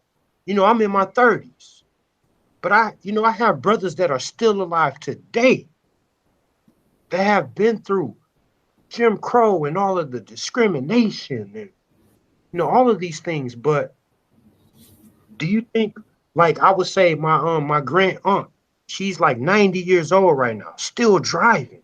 Do you think she could just walk up in in Chirac, and just talk to a group of, you know, 15, 16-year-old thugs and stuff like that and tell them about their history? No. Right. Because today, the youth has no respect for the elders. So we got to, that's an African principle. Yes. So if you claim to be African, you have to respect your elders, especially as long as they're telling you the truth. That's you true. know, they're not leading you astray. You have to respect the elders. I'm going to end it on that note. Peace to my brother Talik and my good brother Talik. If you get a chance to listen to this, I just want you to man, come on down, man. And, you know, we ready to build. Me, my brother Guy, my brother Maurice. You know, it's not too late.